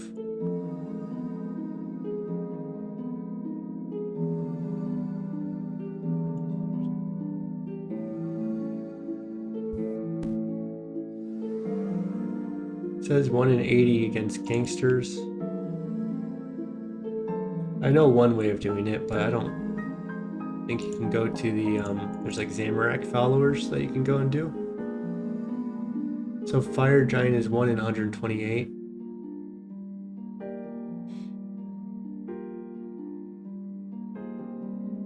Or you can buy one in Prif. So we're not going to do the one buy in Prif, obviously. These gangsters drop at 1 in 80. Gang bosses 1 in 80.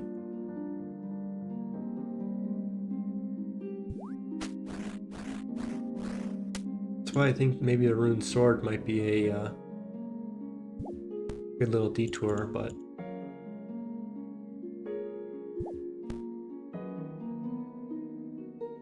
bandit? What level bandit is that? Where's it at? It's in the wilderness camp. The 1 in 28. I just don't really know if the fire giants is a worthy detour or not, but I'm kind of leaning towards it probably is. So 3 and 2. So we can get a fire staff. Probably gonna get one at the fire giant place though. So I don't know if I want to buy a fire staff. I'll just buy some fire runes, and then when you kill enough of them, maybe it'll self-sustain. I think that's probably the best route. I wonder if I speak at the same time that the lawnmower is going, if you guys are hearing it or not. Probably.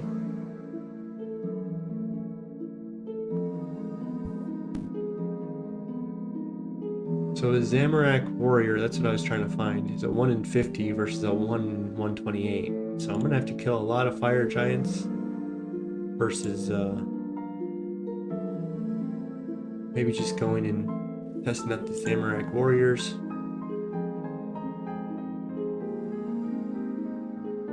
Who I think have less health, and I think have maybe even less defense. I think I'm gonna hit them with magic, so you know, fire giants would be twice as much damage because they have 100% weakness, but they also have more health, and then you have to kill more of them to get the drop on average. So I think if I go for the rune scimitar outside of Slayer, that's how I'll do it. And otherwise, I'm just going to buy a rune sword from the Champions Guild. Champions Guild just requires 32 quest points. So we can get our sword that way if we want. Or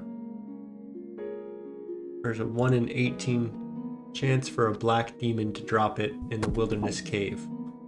So we might go and test our luck at getting a rune sword.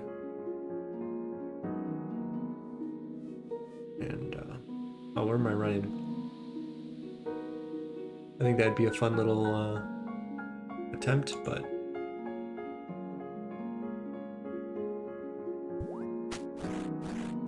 otherwise the zombie pirate drops him. Says something about a diary though. I wonder if I have to do a diary to do that, so who knows. Oh, so there's 1 in 63 with diary, and then a 1 in 210 without. So that's a pretty drastic change. But yeah, we're about to have a ton of money on this account. We're going to be doing agility, going to the agility pyramid, and I think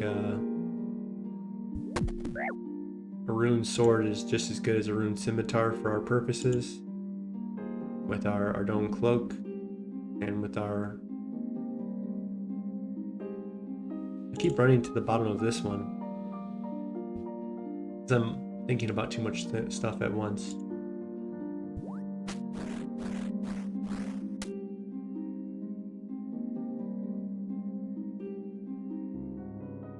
I like the idea of using a stab weapon with my Ardougne cloak, and I don't really think it's worth the time to go and kill fire giants to get 1 or 2 max hits that we're going to use for like 2 or 3 fights that we could just use Ring of Recoils on for and eat, and the rune sword will prove useful.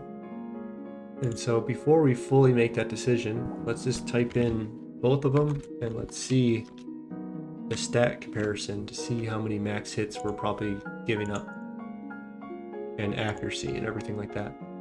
So rune scimitar is 45 and 44, and a rune sword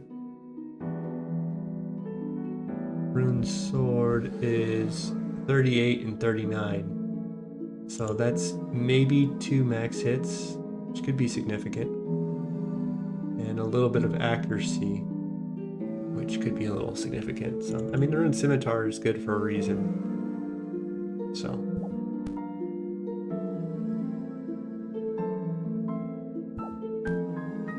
I like to try to find unconventional paths. Like, everyone goes for rune scimitar, but, you know, I kind of like the idea of not getting a scimitar on this account. To not go down the route that others might go down.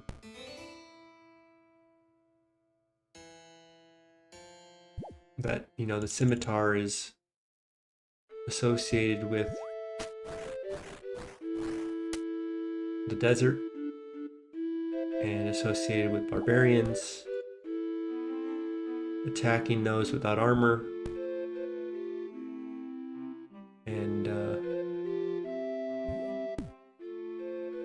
the sword instead, I think, is one that typically represents more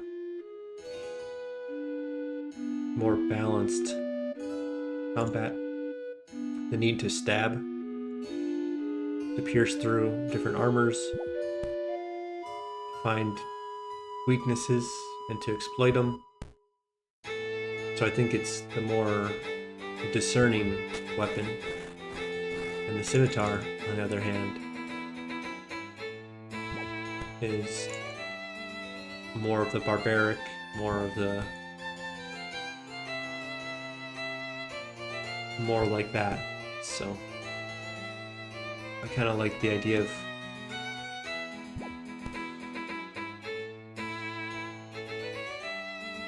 staying true to the sword, I guess. The path of the sword, the samurai, the knight, and not of, you know, the raider. That's what I think of scimitars. I think of, you know, people that raid. And, but yes, this is our stream. This song is the mark of the end and also the mark of the beginning. And as the music dies out, so does the stream. So, without any further ado, bid you all farewell. Good luck on the rest of your day. Wish you the best. Goodbye now.